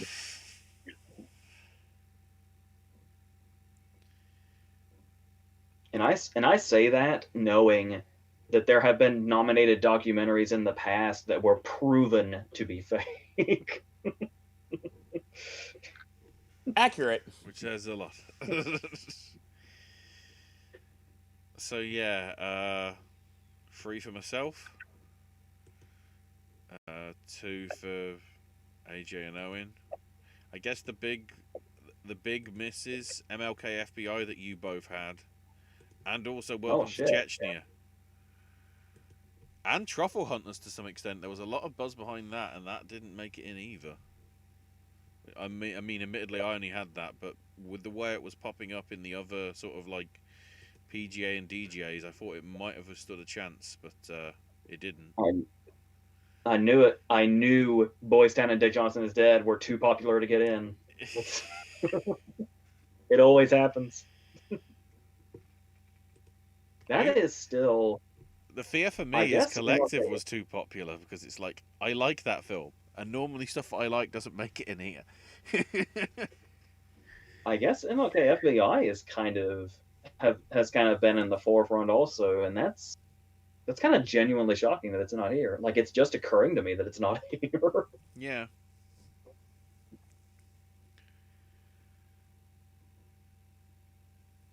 Which means that none of the nominated films, I think, are on the documentary service on Storyville.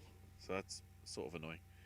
So then, best international feature, which confusingly they decided to do, even though everything that they published was by country, they decided to announce it in order of the name of the film. So thanks for changing your mind again, Academy. So from Denmark, we have Another Round. From Hong Kong, we have Better Days. From Romania, we have Collective. From Tunisia, we have The Man Who Sold His Skin. And from Bosnia and Herzegovina, Quo Vadis Aida. We got all 5 of them combined. Yep. So we did cover everything. I guess the big quote-unquote shock miss, all of us had Francis 2 of Us. Yeah, I feel like Quo Vadis was one of those ones where, like, it started to show up everywhere kind of at the last minute. It's like, oh, we should have all said that. Can't suck as much as I did in this category. And then with everything that's been going on recently, maybe that's what helped Better Days with Hong Kong, given the rising attention that's getting. Certainly, at least in the British media, I think, because we managed Hong Kong until '97, so it's more of a thing over here. And then from out of nowhere, Owen gets Tunisia's entry right. That was a total guess, to say the least. They always do like to go My logic. to as many different continents as they can, though. So the fact that we've got 3 covered makes sense. And my Horror Nights connection with Elijah Lona did not work out to my advantage either. Again, that was showing up a fair few places as well, a little bit. So somewhat of a surprise it missed, but anyway. So myself and AJ had 3. Owen had 2. So then we get to animated film. Hold on, Ashley. Another thing that was also called in chat the other night. Uh-oh. No. It was called in chat the other night that Shaun the Sheep would get in. Yes. I forgot it was even like. I don't know why I was thinking it was ineligible for some reason. I thought it was too. It's just at least certainly for me, I consider that last year because it was in the BAFTAs last year and it came out last year. I should have always remembered Paddington 2, motherfuckers. When that suddenly showed up in everything. I mean, to be fair, we all went with the same 4. We just had the wrong 5th. Yeah. Just like we have with most Cruise of the doesn't make it categories in tonight. Nope. And no Earwig and the Witch either. So they went to be fair, if I knew that... to Disney. Is it Sony DreamWorks for Over the Moon? I can't remember. I know Wolf Walkers is technically independent, but Apple will say it's their film, which it wasn't. And then Shaun of the Sheep, Netflix will say it's their film. It definitely wasn't. Confusingly, that's on Netflix in America, but it's technically an Amazon production as well. So it's like, huh? They like each other now? To be fair, if I would have known Shaun the Sheep was an option here, even though I'm not the biggest fan of this for some reason, I would have gone with this as my 5th option. And keep in mind as well, Wolf Walkers is more sort of the 2D design rather than sort of 3D, like everything else is. Shaun the Sheep is the only thing that isn't anything computer generated. Right. And I always say, animation always likes to go for a mix of crafts. And if they can get something in that is, live action animated, they will always have a fondness for it. So, should have seen it coming. But Crudes, after getting in Crudes after getting in everywhere else, misses out. I just knew there. I just really didn't see the cruise thing happening. I don't know. Guess it was a good film. Ashley thought he had the one up on them. I mean, I did. Collective did make it in, and nobody else went for Collective. Technically, I did have the one up. Hence why, I got it in twice for international feature as well. It did the double. It did the daily double for the second year running, right? Because Honeyland did the same last year. Yeah. And if Collective is half as good as Honeyland, it'll be well deserved. Honeyland was amazing. I can't recommend Collective enough if you guys get the chance to see it. I absolutely plan on tracking it down. It's a fascinating little story. And And then the other Christopher comment, says, "Why was Minari not here?"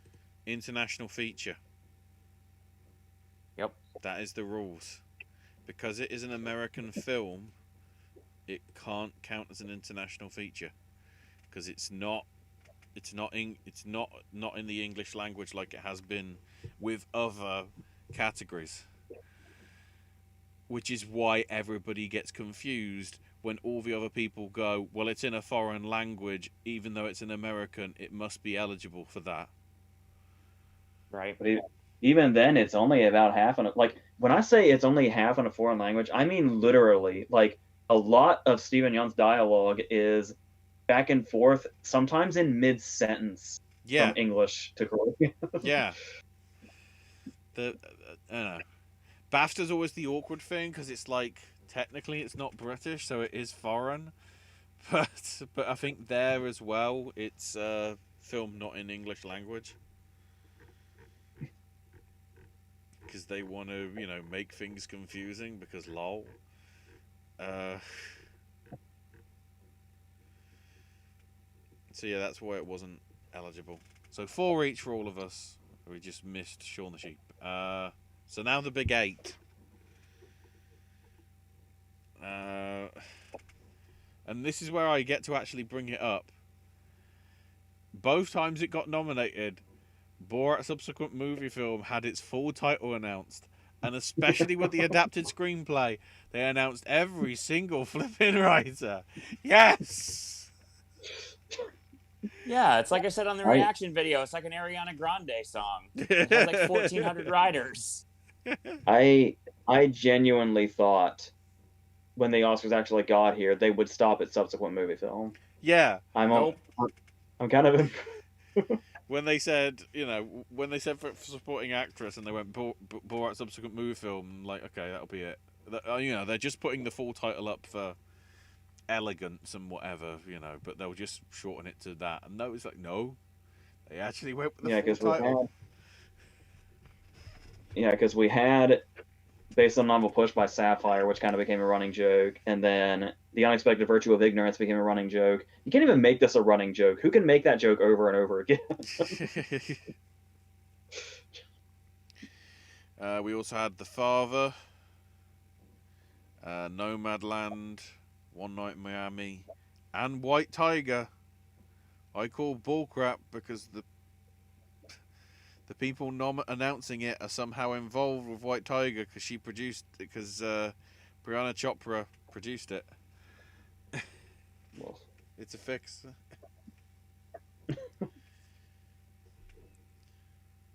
Yeah, once again, the thing about The Father for me is the fact that just The Father and Judas and the Black Messiah are 2 things I underestimated considerably. And I really wish I wouldn't do that. And every year I make the same mistake with different movies. And this year is just adding to the list. So maybe next year, probably not. I'll not make that same mistake. It's not that I didn't want them to get in, because I have no idea what's going on with either of them.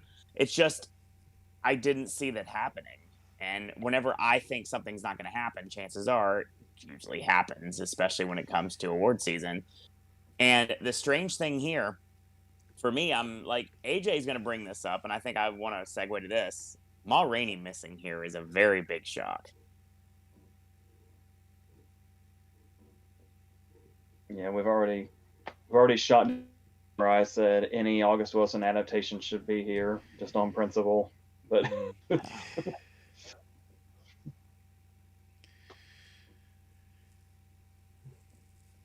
I was saying maybe you're only allowed. I was gonna say maybe you're only allowed 1 play, but of course, One Night in Miami is basically a play, and Father is, of course. It started off originally as a stage play, so you're only allowed 2 plays. The rest have to be, not plays.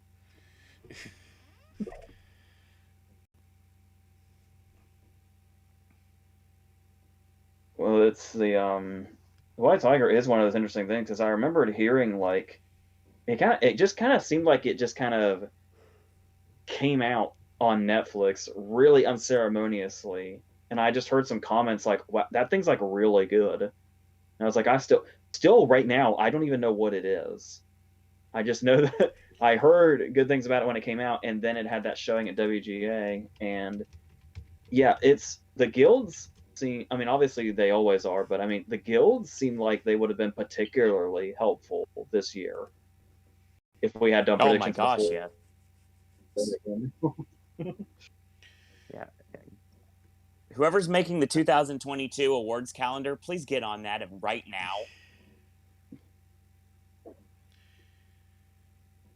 To be fair, it's it's about a kid that comes from a poor Indian village using his wit and cunning to escape from poverty. That's the short term, or the short blurb, rather than sort of really going into the big details. He basically ends up as a sort of massive entrepreneur. So it's sort of the whole come from nothing to become quite something.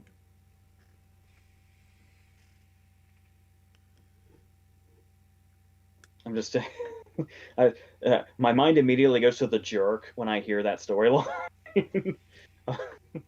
I'm assuming we're going in a totally different direction.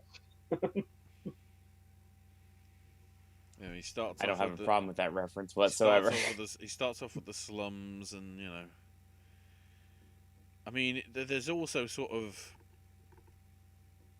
there's shenanigans about how he got to the top as well.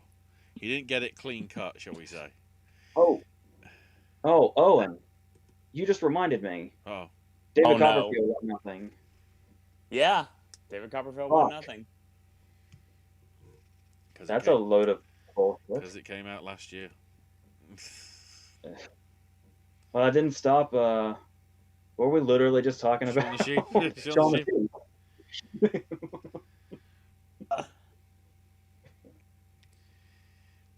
So I hope this sounds okay to everyone right now, because it really feels to me like there is a disconnect in what we're saying. I feel like the weather guy from the local radio station right now that's like having like a 6-second delay before I hear anything, because I'm watching you guys waiting for the reaction, and then it like there it is. Don't worry.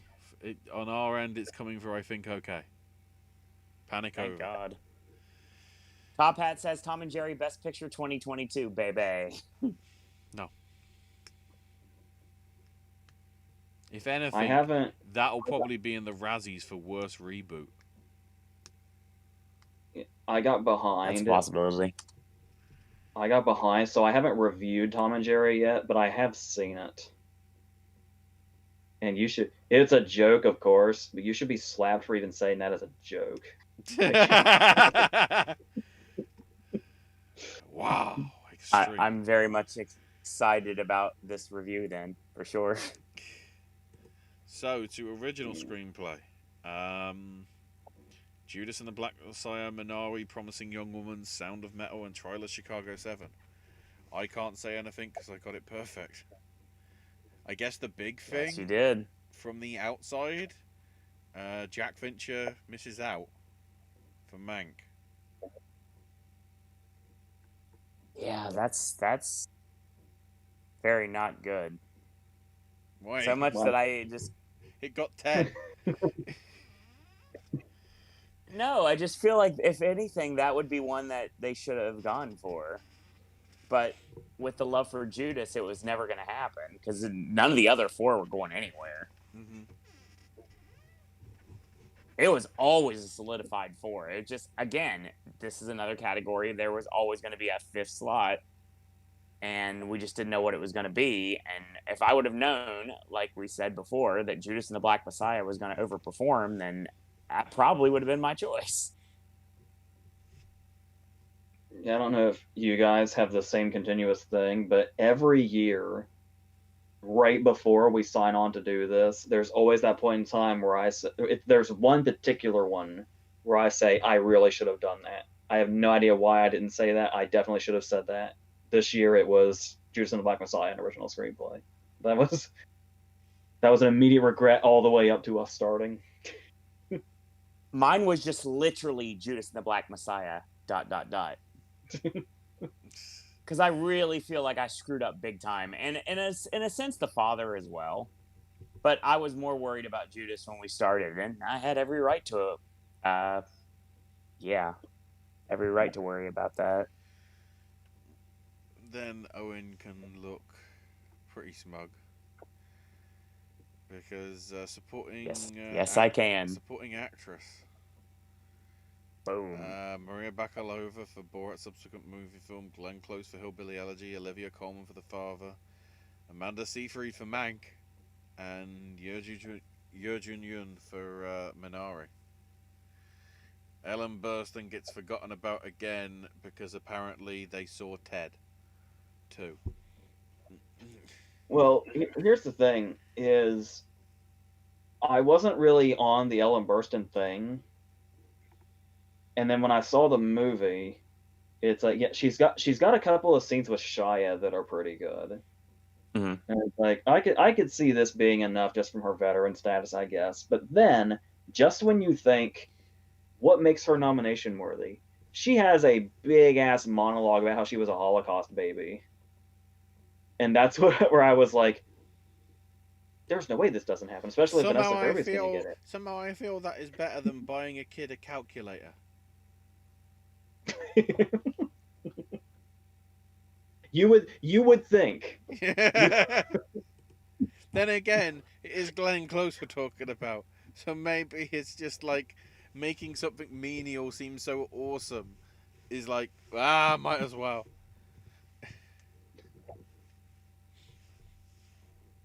And that would be, well, yeah, we'll get into that. I'm getting ahead of categories here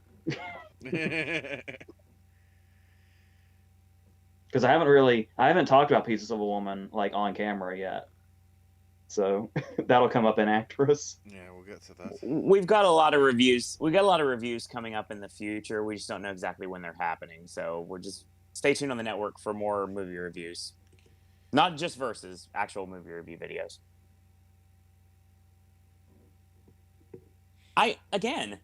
Ashley, when it comes down to it, and AJ, I'm sure we've had this conversation numerous times, Seyfried seemed like it was going to happen. And at the very beginning, when this started, before anything was ever said, I always was thinking that when Seyfried was the winner, not when she became an afterthought, when she was the winner at the beginning, I was thinking, okay, fine, I'm going to go with it. Might as well. And I stuck with it. I stuck to my guns. And it took until nomination morning to finally get justification for what I've done all season.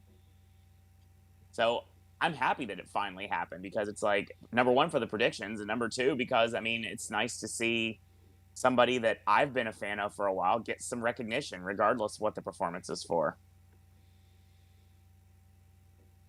Well, as far as the praise for her performance in Mank, I just have to go to the repeated line in the Oscar-nominated screenplay of Big.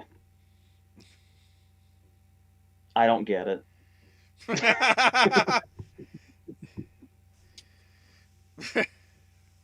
So if anybody wants to go all John Hurt on me and say, what exactly don't you get? I would hope I've made that clear by now. There is a reason. I just don't get it. I mean, why didn't Seyfried show up in the Veronica Mars movie? She was in multiple episodes of the actual series, right? There is a reason. There is a reason. While on my desktop at this very moment, still to this day, AJ, I have movie posters for Tenet and Mank, and both have yet to be reviewed on this channel. I'm going to try. Let me emphasize this. I'm going to try. There is so much emphasis on try. I am going to try to rewatch Mank to see if maybe. I mean, I like to rewatch all the picture nominees anyway, and it feels like poison to my tongue to say that's what it is.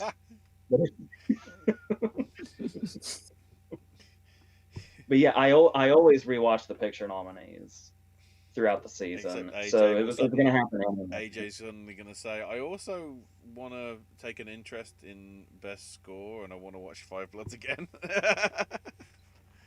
Yes. Yeah. Exactly. I'll do that for the recreation. But I will say, and I think it's important to say this because it is another Fincher movie, and one that could be called cold. I didn't know how to take The Social Network the first time I saw it. I remember that. And now The Social Network was my third favorite movie of the last decade. Yep. So, and a movie I've rewatched so many. I've rewatched The Social Network just last year at least. So I think it's something. The Social Network is something I revisit at least once a year.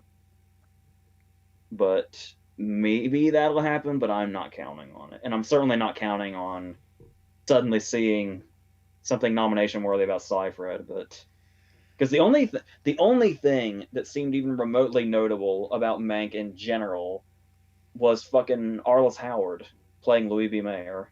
That's the only thing that really stood out to me. Like I was saying, not even Oldman just feels like he's going through the motions at this point. And it's so, once again, we're not there yet, but I was just really fucking hoping they'd go more inspired with his slot and actor. Like when I was talking about how it just seemed like he was coasting when he got the other nominations. Because like, yeah, it's Gary Oldman. Yeah, it's a big performance. Yeah, it's a Hollywood legend. But still, that's it. Like you say that, you get exactly the performance you're expecting. Nothing more and nothing less.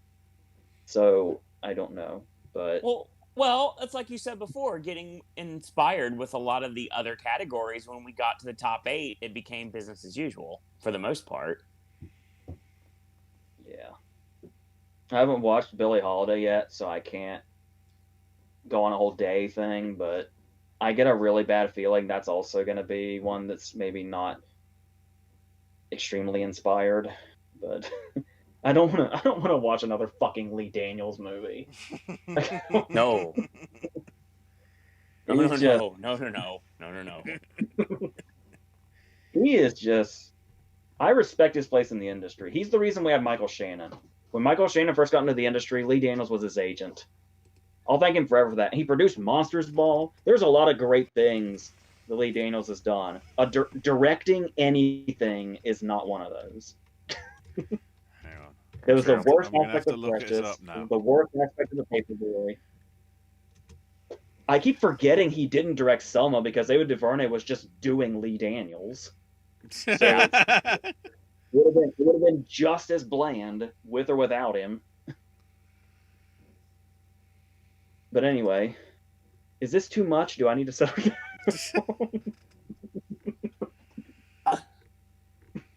My AirPods would have already died by now. Thankfully, I'm wearing the ear today, so we're good. So yeah, we're almost done. Thankfully, best supporting actor. Yes, Sacha Baron Cohen for Trial of Chicago 7, Daniel Kaluuya for Judas and the Black Messiah, Leslie Odom Jr. for One Night in Miami, Paul Raci, Paul, from Sound of Metal, and Lakeith Stanfield for Judas and the Black Messiah in another case of category fraud, but I'll allow it this time. I'm wondering. Like I said, I'm interested to go back and rewatch it, especially after all this, because I really liked Judas and the Black Messiah anyway. But I'm trying to remember if he is a worse case than Waltz in Django or not. That's probably the most egregious recent one, isn't it? Yeah, I'd say so. And I would say one of the most egregious would probably be like fucking Don Murray and Bus Stop or something. But I know there's plenty of them. But well, yeah, I distinctly remember feeling like Stanfield was the lead, even more than Kaluuya. Well, I mean, not in supporting actor, but obviously, what's her name?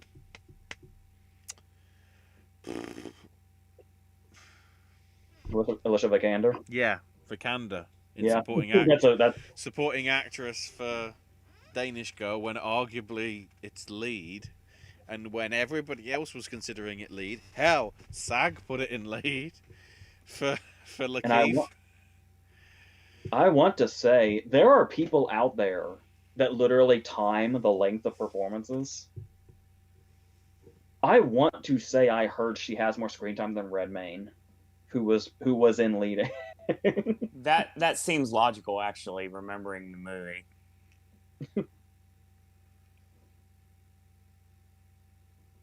But then again, when it comes to the 5 again, just like Ashley is about to allude to, we all had the same choice of that 5th slot for a double nomination for Chadwick Boseman.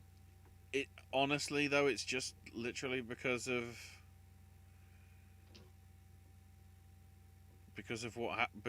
it not being really in contention at all. Speaking of the stuff that was in, depending on how hard they went for the movie, was there anybody that was still a last minute addition of Frank Langella?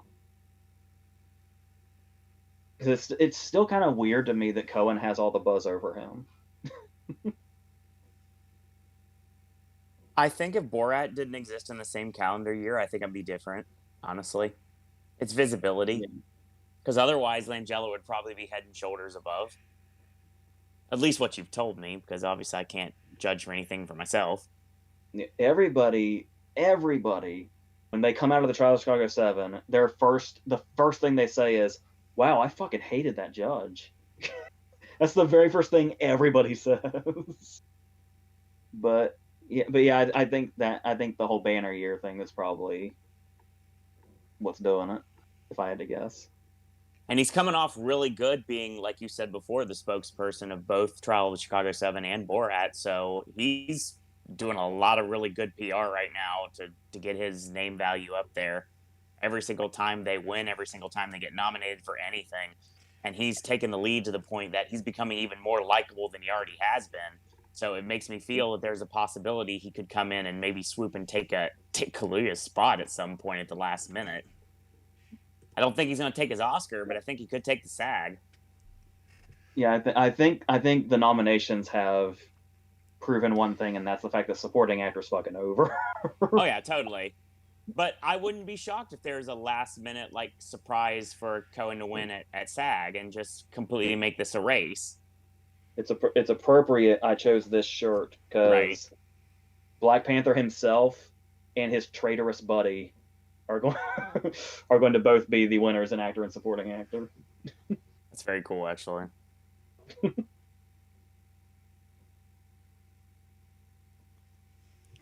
So actress. I was scared to death this whole time. It's simple to say not Sophia Loren because we all covered the other 5. Viola Davis for Ma Rainey's Black Bottom, Andra Day for the US versus Billie Holiday, Vanessa Kirby for Pieces of a Woman, Frances McDormand for Nomadland, and Carey Mulligan for Promising Young Woman. Redemption! And I guess the Globes was enough for Andra Day to get in that 5th slot, if you want to call it like that. This is gonna be a wild fucking race. Because I mean, Day has that Globe win, if you want to say that counts, which Regina King showed it can.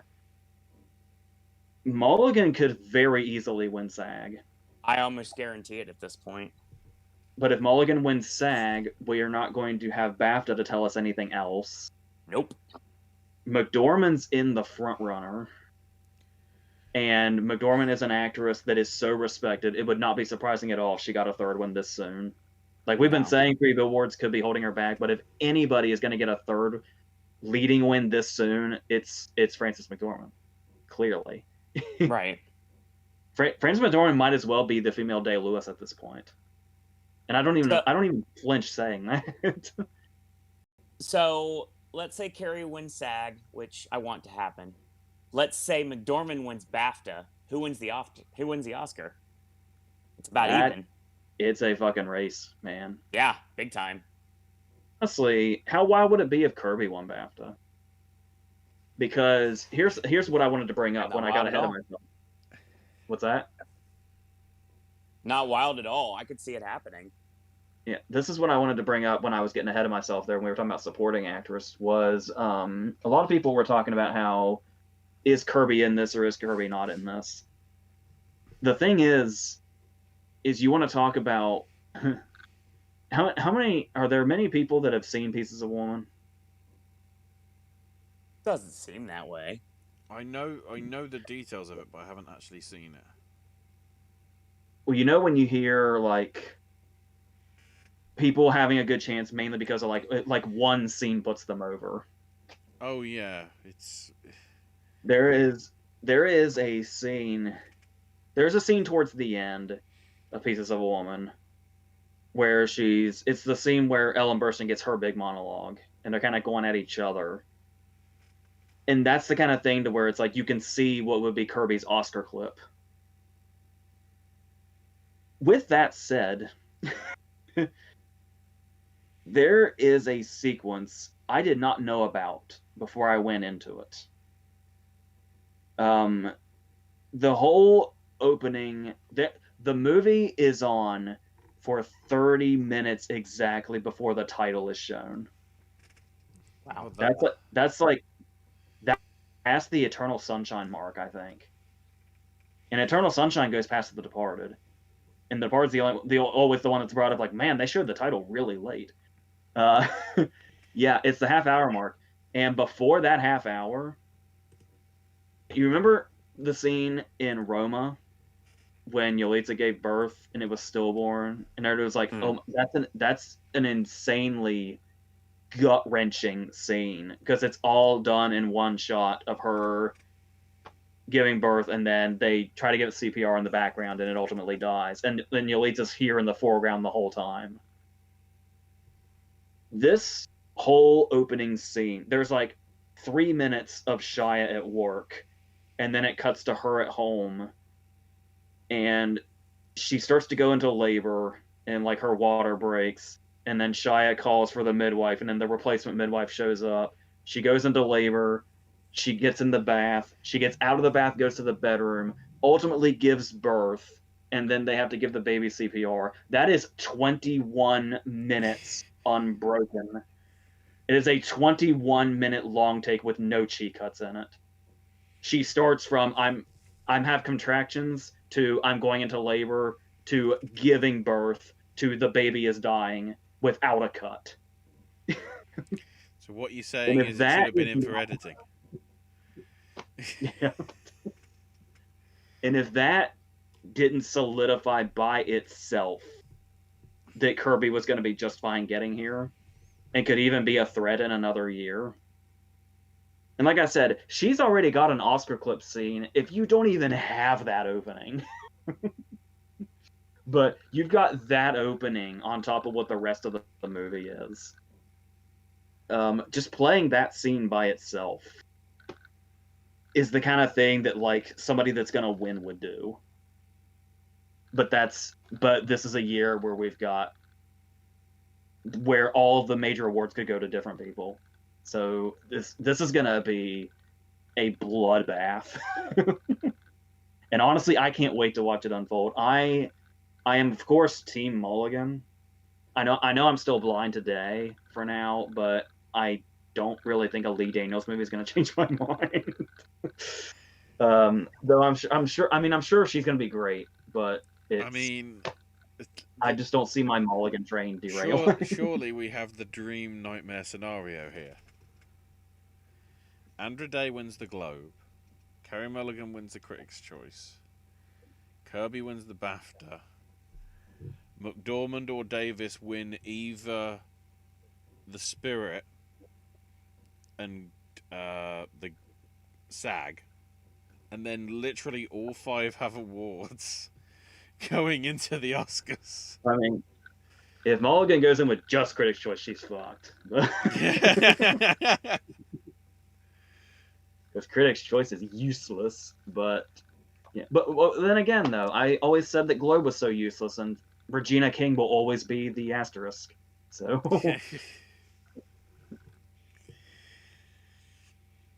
yeah, I can't. This will be. I'm nervous since I do have a horse in the race, but it's going to be fun nonetheless, just to see how crazy it might get. Oh, it's retribution for me because of what happened with Greta.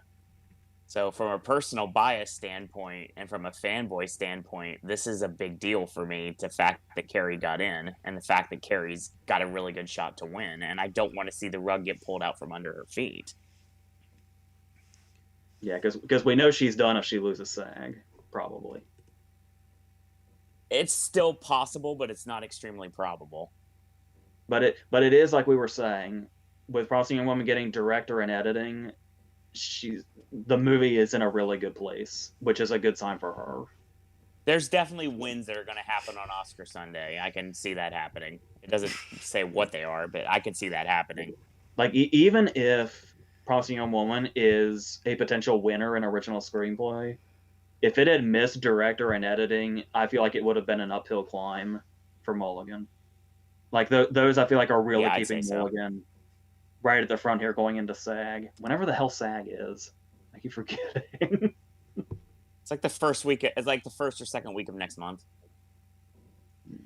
It's not that far from now. That's the reason why we're gonna have kind of a break in between like our podcast, because we don't really have much to talk about. Top Hat says actress was pretty standard in the end. Strange that actress categories were all over the place all season, but I got them all right, and actor seemed mostly set, and I missed a few. Christopher says it's such a wild race. That's what Vanessa Kirby keeps saying, rocking back and forward, telling herself every night. In the bath. Best actor. Yeah. Relatively easy. Free to go. They went semi-boring. Because we have Riz Ahmed for Sound of Metal, Chadwick Boseman for Ma Rainey's Black Bottom, Anthony Hopkins for The Father, Gary Oldman for Mank, and Stephen Yeun for Minari. This is the perfect balance to the race that's going on in actress. Because we're talking about it could be any of them. I don't want to say that Ahmed is.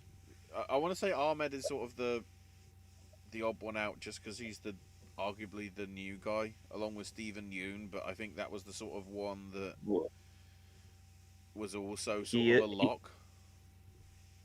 Ahmed's been pretty much locked since day one, it seemed like. Ahmed's one of the few that hit everything. Yeah. Sure. I want to say, obviously Boseman did. I'm assuming Hopkins did as well. Let's check. I can't think of anything he would have lost. Hopkins didn't make Spirit. Oh. But then again, I don't see anything for Spirit in there for Father. But yeah, it got bad. I didn't remember Spirit noms yet. It's somewhat rare that SAG matches Oscars, though. I think.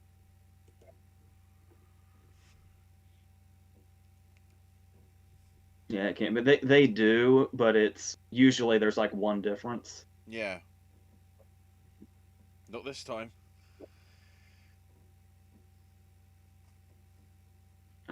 We can all dream about Daryl. I'm just like That's gonna be something that eats away. I mean, I know I get mad at people. I get mad that their thing doesn't get in because they should know better by this point.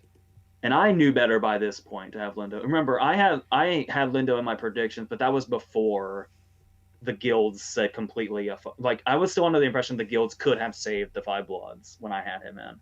Absolutely. And yeah, I wouldn't have gone with him if I had known what the guilds were going to do. But that's going to be something that's going to be one that kind of eats away. Like, every time I see the Five Bloods, it's going to be Delroy Lindo and the Five Bloods to me is the new Tom Hanks and Captain Phillips. Like, every time I watch it, it's going to be, how the fuck did that not happen? That is... I still get bitter watching Captain Phillips.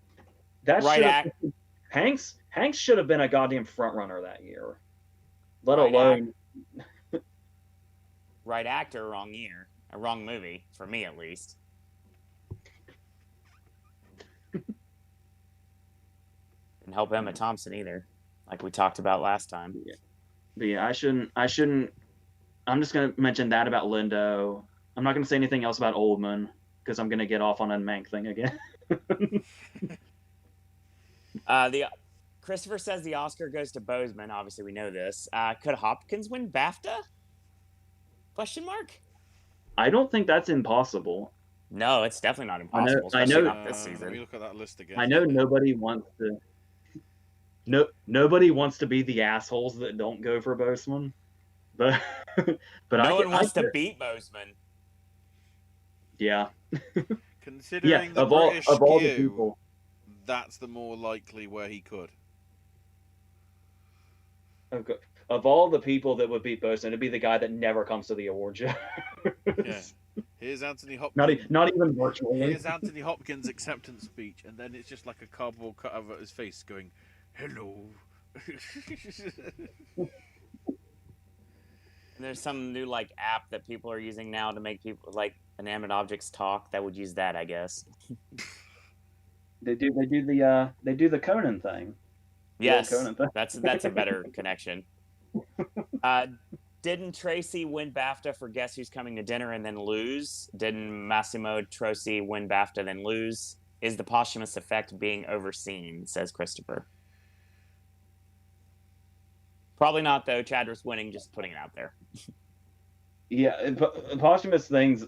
The thing is there are years where like Ledger was certainly going to win and Boseman was certainly going to win. But at the same time, those are both cases where the argument could be made that they were going to win anyway if they were still alive.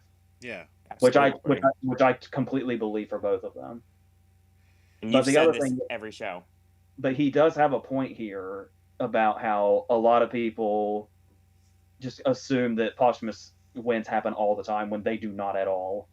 They're extremely rare. I mean, hell, Jack Fincher didn't even get nominated.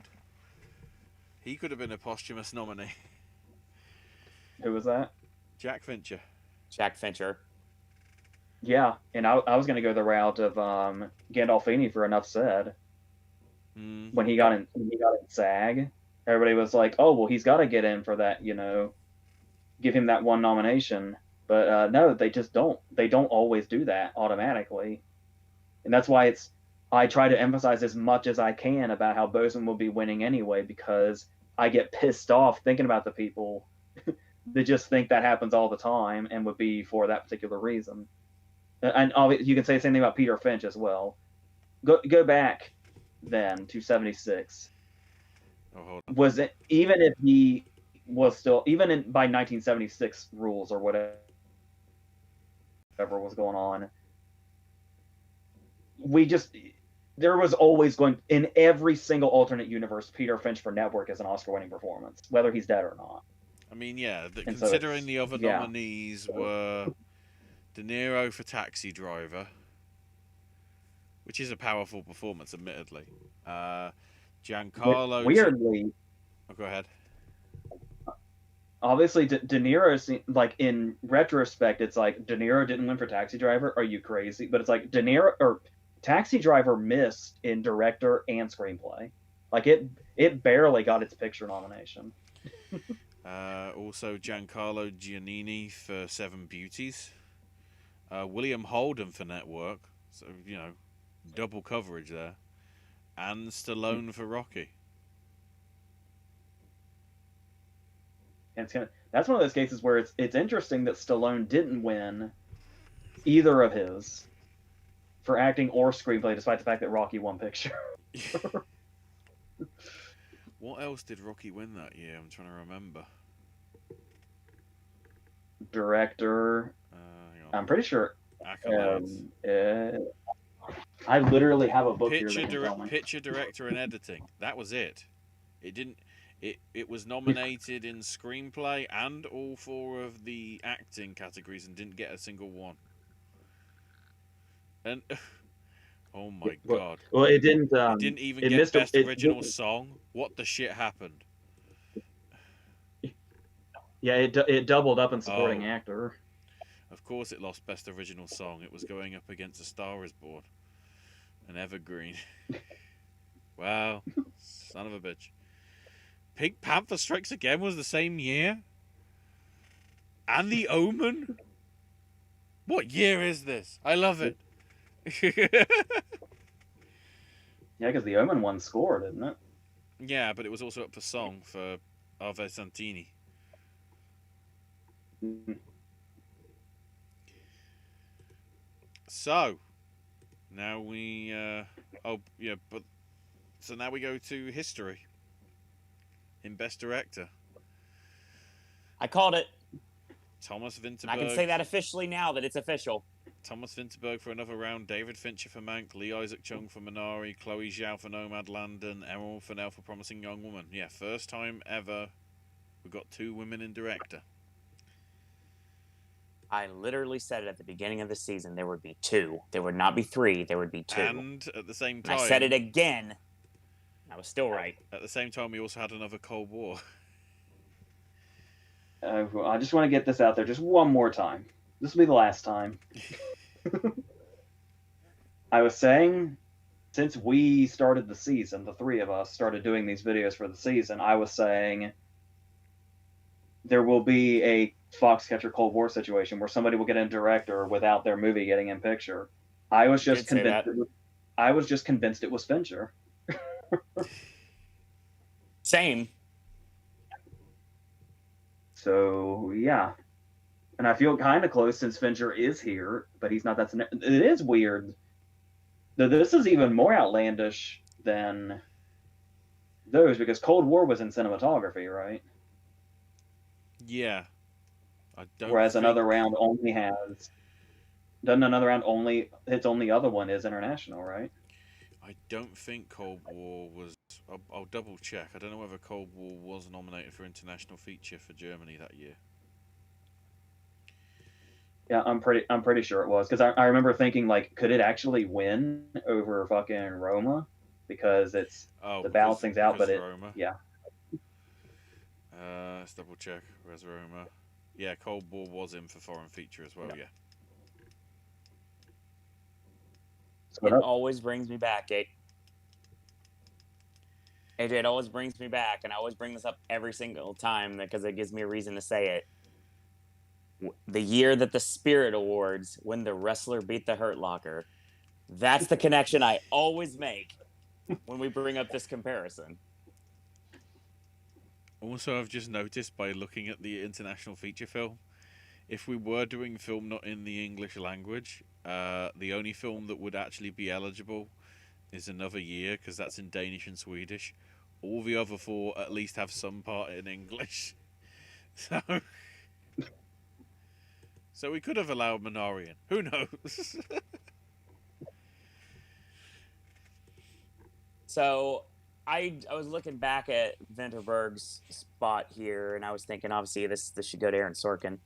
But the thing is, Vinterberg is also famous for another thing that we brought up in a season a long time ago, AJ. That was a nice little meme for us in 2012. Yeah, what was that? He did Yagteen. Yeah, his other movie with Mickelson. The Hunt. One of his other movies with Mickelson, I should say. Of course, yes. That was such an inside joke with us for such a long time. Of course, I'm surprised that you aren't more behind Vinterberg, considering he also directed some film called Far From the Madding Crowd. Well, there's one major problem with that. Immediately is the connection to someone else that I despise is part of his filmography as well. So that makes it a little difficult to root for him when he's part of the Dogme 95 movement with Lars von Trier, who I despise for Antichrist and always will for this day. Well, yeah, because didn't Vinterberg do Dear Wendy, which von Trier wrote? Yeah. Mm-hmm.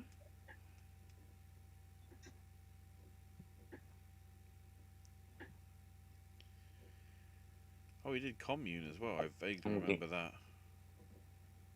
Yeah, I'm looking at some of the things. I got excited, AJ. I saw Submarino, and I was like thinking it was Submarine. I was like, no, it's not. I'm dumb. It's okay. I do like the fact that he made Submarino in 2010, and then he did Kursk about an actual submarine in 2018. What goes? I guess this solidifies what we were talking about before, where I said McCarthy kind of felt like an outlier for Spotlight because it's like even if your movie feels like it's at the front of the pack, as long as it's got the important status, the director is expendable. I feel like that's the vibe a lot of people had. That's the vibe a lot of people have with Sorkin this season. So yes, shock surprise. All the people saying DGA is the 5. No, DGA is never the 5. DGA is the 4, from what I remember. Yeah, the 4. Yep. And another. Because no one went with Vinterberg at all. There's no precursors for Vinterberg that I'm aware Apart of. from BAFTA. I don't count that. BAFTA's the only hint that we had. That's what we were saying. There's always one BAFTA nomination that carries over. We just kept looking at the acting nominees. Yeah, that's true. Or what? Of course, by that I mean a BAFTA nomination where BAFTA's their first big mention, and then they end up carrying over to the Oscar list. Well, right. Yeah, because Judas didn't make it in the screenplay either with BAFTA. So finally, The Hateful Eight. Not the film, it's just that's what I call it. Especially in the case of one for AJ. Okay. Yeah, can hate is a strong word. Ambivalent. The ambivalent 1 out of 8. So there was so much going on, and the lineup feels so weird considering what we were predicting. Can we go slowly through what the list is? For Best Exactly. Picture. Yeah. Right, so we've got The Father. We have Judas and the Black Messiah. We have bang. We have Minari, Nomadland, Promising Young Woman, Sound of Metal, and The Trial of the Chicago 7. So it feels like there's a lot missing, but it's not that weird. Yeah, well, the 3 that showed up in multiple lists were Ma Rainey's Black Bottom, News of the World, and One Night in Miami. I really wish I love Ma Rainey, like in general. I love everything about Ma Rainey, so this is kind of disappointing. Like I was gonna say before, a lot of people just kind of say, "Oh, it's only an acting thing," but like I said, maybe it's an August Wilson thing because obviously I was fucking nuts, and I still am fucking nuts for Fences. Yep. I'm like, Yes. I worship at the altar of Fences. And I feel almost as strongly about Ma Rainey. Like I thought that whole thing was just so incredibly well done. The ensemble is amazing. George C. Wolfe's direction is really great, and so that's disappointing. But One Night in Miami's exclusive is kind of weird in retrospect, also. Yeah, definitely. Well, I might as well briefly mentioning it here. The full multiple nominations. Mank leads the way with 10. Then we have Father, Judas and Black Messiah, Minari, Nomadland, Sound of Metal, and Trial in Chicago 7 all on 6. Ma Rainey's Black Bottom and Promising Young Woman have 5. News of the World stands alone with 4. One Night in Miami only has 3, as many as Sal. And then 2 for Another Round, Borat Subsequent Movie Film, Collective, Emma, Hillbilly Elegy, Mulan, Pinocchio, and Tenet.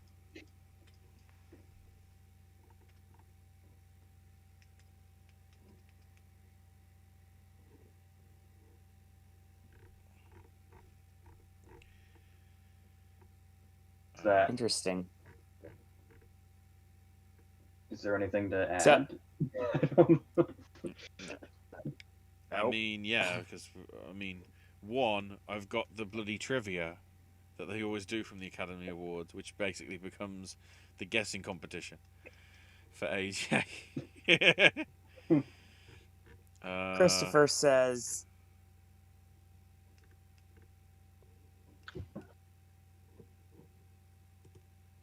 Christopher says it's black and white and vaguely profound. Of course, Cold War was nominated in cinematography. I mean, yeah. That's like that's what I was talking about. Where I was hearing at the last minute that thing, Dear Comrades, I think was also in foreign or on the submission list or whatever foreign, where it's like it was black and white and playing with the boxing like Cold War was, the aspect ratio. So some people were kind of thinking of it, but like I said, it sounds like they're just not as inspired as they used to be in cinematography now. So like last year, like the fucking Malick movie missed, and wasn't there another outlandish one that totally could have gotten in and just didn't? They just went with the usual, the ones that were just already in every other category plus The Lighthouse.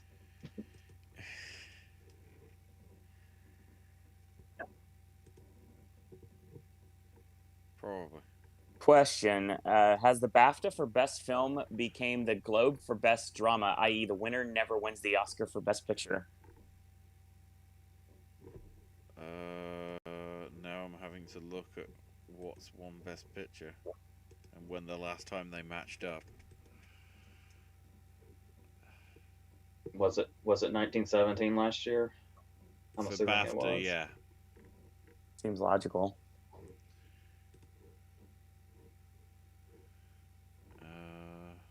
Yeah, no. The last time they matched was 2013 for 12 Years a Slave. Since then, BAFTA went for no, not Birdman, the other way around. Boyhood, when Birdman won. Revenant, when Spotlight won. La La Land for when La La Land won. As I've been legally obliged to say because Owen has told me to. 3 Billboards, when Shape of Water won. Roma, when Green Book won. And then last year when 1917 won, when it should have gone to Parasite. BAFTA was stupid. That's BAFTA's fault. If you'd have known. That's all I'm saying. So, the scores on the doors. AJ, how many do you think you got right, roughly? Sometimes I feel like quite a bit. Sometimes I feel like none at all. Probably somewhere in the middle of whatever the full total is. I didn't bother to count and get what the full total was. You had 81. Wow. I say it sounds like a lot, but I can't tell. You'll be able to tell in a minute because I had 83. Owen, how many do you think you had? I have to do it. I'm sorry, AJ. Would you believe 86? I mean, I thought you were literally going to do what I thought you were going to do and just say, oh, say in the middle and say 82 because then you would have been right. So yeah, to reflect how close it is currently in our predictions for the actual awards, there was 2 points separating us in all 23 categories. Good Lord. It's going to be a race this year, gentlemen. My normal history is I somehow screw it up at the BAFTAs when I should know better because I'm the only one that technically is British. If I would have been, I probably would have gotten the most out of the three of us if I had just had enough time to let the Five Bloods go. If I would have believed in Judas and the Father, I probably would have been a lot better off.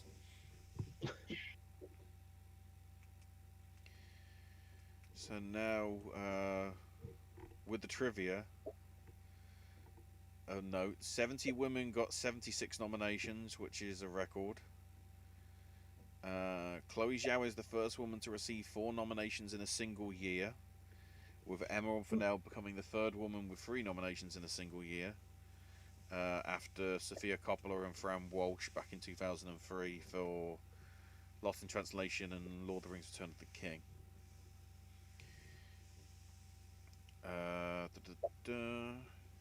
Emerald Fennell is the first woman to be nominated for a feature film directing debut. Did you hear that, DGAs?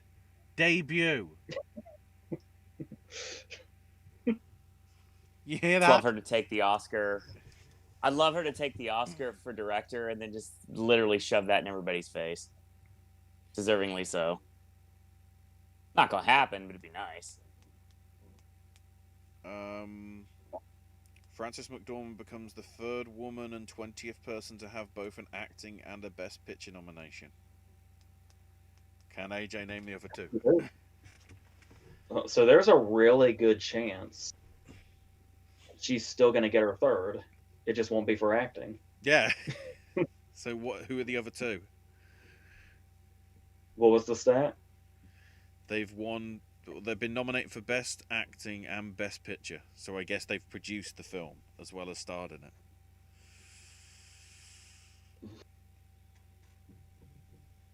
Well, thankfully, not Margot Robbie, since I, Tonya missed. I would say they'd have to be relatively recent. No. I want to say one is 70s and one is 80s. Oof. I don't think Streep has a producing nomination. No. Which rules out half the female nominations in the 80s.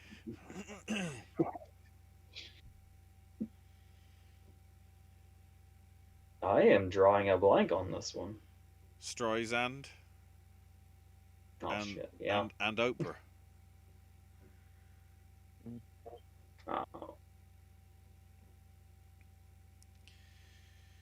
Pete Docter's... Those are really obvious in retrospect. Pete Docter's fourth... They always are, AJ. Pete Docter's fourth nomination is a record for the animated feature film category. Mank becomes the 7th black and white film to be nominated for costume design and the 17th for cinematography, since the categories for colour and black and white were merged in '67. The last costume design nomination and win was for The Artist in 2011, and the last cinematography nomination was for The Lighthouse a couple of years back. With its first nomination, Tunisia becomes the 5th country from Africa to be nominated for International Feature, and is the 10th nominated film from the region. Previous nominations include 5 films from Algeria, 2 from South Africa, and 1 each from Ivory Coast and Mauritania. Are you going to say something, AJ, or...? I just heard noises from your end, I guess, because I'm just looking at a Word file or a PDF. So, like... no. Leslie Odom Jr. is the 5th person and the first man to receive acting and song nominations for the same film. The others being really recent, obviously. Mary J. Blige was the first, followed by Lady Gaga, followed by Cynthia Erivo, and the other one who's cheating is Barbara Streisand, because she got nominations in both categories but for different films. It's cheating.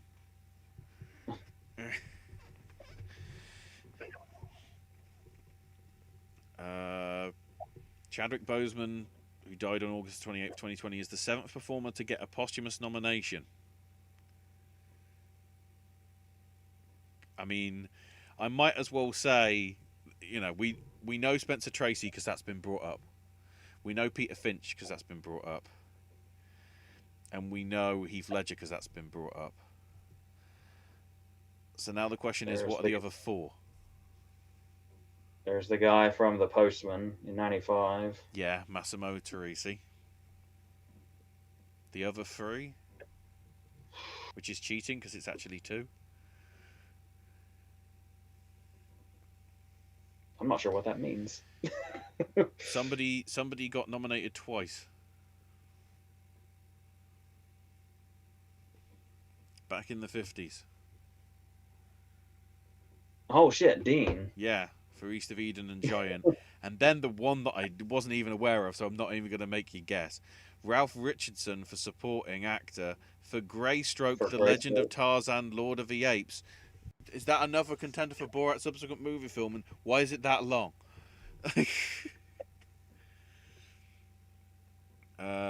In the acting categories, 11 out of the 20 are first-time nominees. 5 are previous acting winners. And Anthony Hopkins is the only back-to-back nominee. And then in terms That's of... pretty wild. Yeah. And in terms of back-to-back... sorry, not back-to-back. In terms of the release dates for the Best Picture films, the earliest was Trial of Chicago 7 back at the end of September. Then November for Mank and Sound of Metal. Nomadland made its streaming debut December 4th, along with Minari on December the 11th. Promising Young Woman opened theatrically on Christmas Day, you lucky bastards. Judas and the Black Messiah debuted on streaming at the same time as it was in cinemas, because HBO Max. And The Father had its theatrical debut on February the 26th, so a few weeks back. That's actually really cool about Hawkins, because in the first 2 months of this year, we lost a lot of legends all at once. Yeah. Plummer and Holbrook and all those others, Cicely Tyson. And so you look at the legends we have left and you like kind of get worried. And it's like, to think that Hopkins is at the age that he's at now and is now on his a back-to-back nomination. And then Robert Duvall just turned the age that he is in The Road. And I was thinking that him and Widows it feels like it was 2018, but it feels like a long time ago. And it's like, is Duvall done? And then Duvall just got cast in a movie at 90 where he's playing like a Hannibal Lecter kind of part. So Duvall and Hopkins are making me really happy with their status right now, especially given the last couple of months. Some of the other little bits that I'm seeing from the fact sheet, because apparently somehow that's different. Pete Docter's been nominated 9 times. 4 times for feature film, but then also Toy Story, Wall-E and Inside Out got original screenplay. And he was also Mike's New Car, which was one of the best features on the Monsters Inc. DVD. Glenn Keane, who was nominated for Over the Moon, he was, I think, director of Dear Basketball, so he has some pedigree here. So that Collective for Romania is their first nomination, along with Tunisia. Bosnia and Herzegovina nominated for the second time and won in 2001 for No Man's Land. I don't remember that one off the top of my head. Denmark's 13th nomination. Wow, they had a run. Royal Affair in 2012, Hunt in 2013. Oh, there's history. A War in 2015 and Land of Mine. And then, of course, they got back-to-back Oscars in 87 and 88 for Babette's Feast and Pele the Conqueror as well. Sorkin's 4th nomination.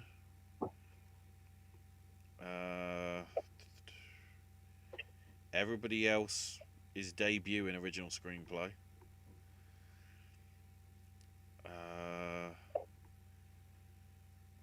Debut for most of it adapted, apart from the Father for Christopher Hampton being nominated and winning for Dangerous Liaisons and nominated for Atonement.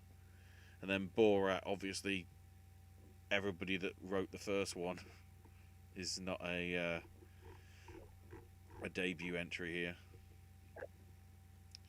So that's the worthwhile stats pulling out of that of note. There was less quiz questions. Academy do better.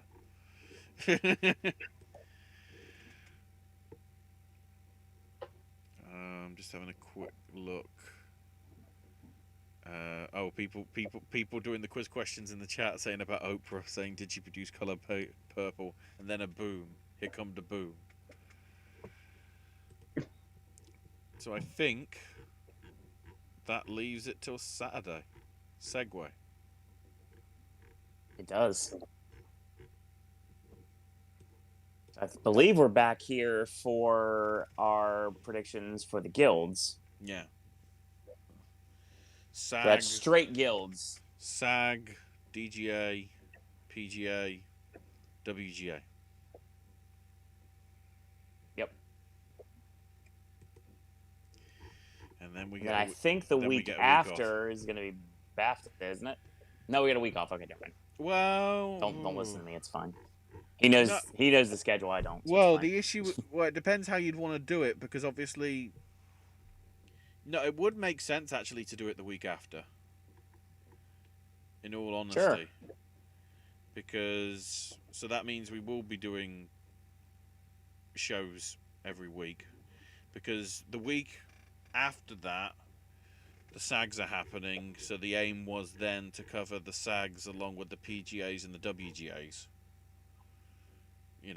review the results from them. Then the following week is the BAFTAs, but the night before is the DGA, so we'll do them together on the 11th. Okay. And then Okay. I guess in that week afterwards we can fit in doing our predictions for the Spirits and the Oscars before they happen 2 weeks after. So. Okay. Oh yeah. Oh, and I've been meaning to show you something, and I guess it's relevant since we're still on camera, because it does involve a nominated performance that should have won. I got a Christmas present from my brother. All right. And I don't know if my fellow Pulp Fiction fans are here. Oh. It's the Bad Motherfucker wallet. Oh, nice. How have you never had that? Is how I want to know. And it has Jules's ID in it. Oh, that's amazing. Oh, I love the attention to detail. Hell yeah. Hell yeah. I don't know how it took you that long to get that wallet. Is how I want to know. Yeah, I got it for Christmas. I just forgot to mention it. Also, I've just realised maybe the award ceremony this year is going to be good because it's produced by Steven Soderbergh. Interesting. Odd. I mean, it's produced by other people as well. This is kind of Stacey Sher and Jesse Collins, but it's a Steven Soderbergh production. He is so trustworthy, especially in such a hands-on way. Isn't it only He's fitting probably that the guy that gave us Contagion gives us the Pandemic Academy Awards? Yes! I mean, I go through that 10 every morning at work, so technically speaking, it does make sense. I was going to say, just in general, we have all the reasons to trust him, but yes, that is absolutely a key thing to note. It makes so much sense. So yeah, it sounds like we're going to be live for the next several weeks until the Oscars are over.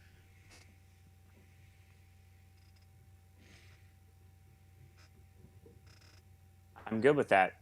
Content is good. Also, I've just realised, just because I need to mention it here, because I guess it's the running joke of this season, I am actually interested in the Golden Raspberry Awards, AJ, because then I need to know what else is going to go in the Criterion collection. That's the only reason now why the Golden Raspberries should exist. What's going on that shelf that's at the back of the room where you can't get at because it's blocked by all the furniture. Also, I noticed that Top Hat in chat saying, There's one other thing. Oh, go ahead. I don't know how many people are going to get this, but I really want to know Charlemagne's reaction to Keith Stanfield's nomination.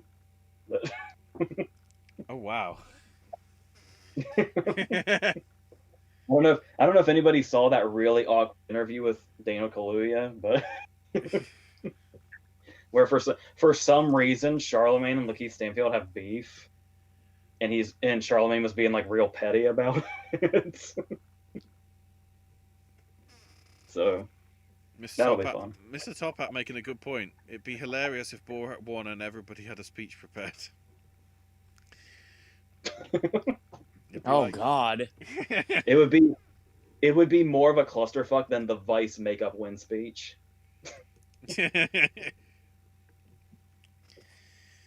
And that was what, 2 people? Yeah. Is that why Minari's going to win Best Picture? Because there's literally only one producer. Just one lowly person just strolls out on stage and accepts after everything that happened the entire night. Thanks. And bye, everyone. See you next year. They give the Pesci speech. Yep. Turns into Shotgun Red.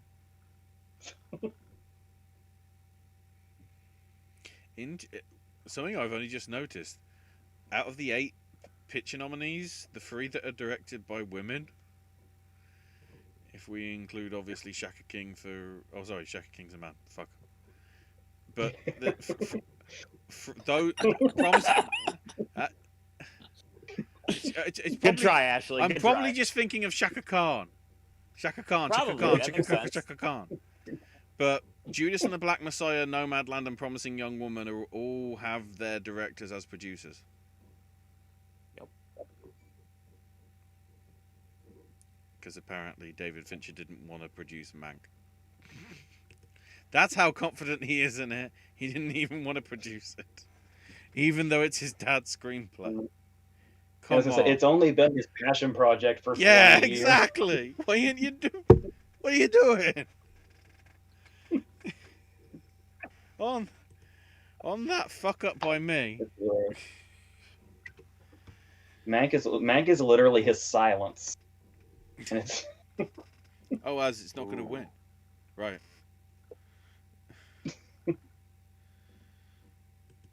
That's your show. Nearly 3 hours later, thank you for joining us today, or tonight, or whenever you're watching this, whether you're live or in archive. I mean, it's time dated for Tuesday, so I'm just planning ahead. Yep. No, you're right. That's exactly what it is. It's Tuesday's video. Yeah. Don't get me wrong. Given the nominees that we're looking at, if this wasn't 3 hours, that would mean we're really bad at this. Same. And I think I even could have carried a show for at least an hour for this if I was by myself. Hang on. I mean, we take detours, so maybe 2 hours would be appropriate, but if you're just not aware of it at this point, then what are you doing here? To be fair, I'm trying to have a quick look at like the YouTube Creator Studio to see how long our talk was last year, given in mind that last year there was 24 categories, not 23. So have we gone longer despite there being less categories, which we pleaded for? That would be the joke. But Owen can do the outro while I'm doing that. We killed that category that almost happened single-handedly. You can't tell me otherwise. We'll see we'll see when the pandemic's lifted whether that does actually show back up again. I wouldn't be surprised if it did. No, because the Oscars is desperate. I mean, considering everything that's happening, they're less desperate than the Golden Globes are at the minute with diversity. Honestly, if you talk about the GP watching this Oscars telecast with what you could see winning, I think the only people that are showing up, general public related, are going to be Boseman marks, and that's about it, because most people I know have not seen any of these movies.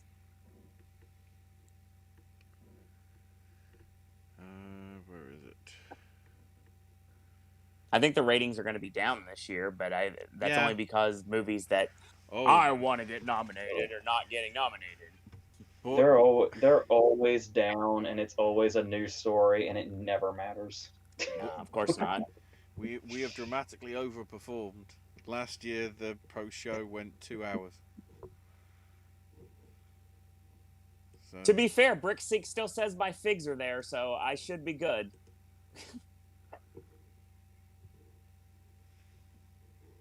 right. Ashley's on Twitter at AshIsMyNameUK. I'm on Twitter at SirOwenDisney. AJ cannot be found on social media, but you can leave a comment if you'd like, if you choose to. AJ's movie reviews returning in the very near future. Versus have continued pretty much weekly moving forward. Ashley content will be sporadic. My Voices videos will be coming up every single week. And we'll be back here every single Saturday for more awards coverage throughout the season. And of course, we'll do recaps on the televised award shows after they happen. That's your show. Thanks everyone for watching us, whether live or in archive. And until next week, boys and girls, that's all we got to say about that. I wonder where it was going to show up.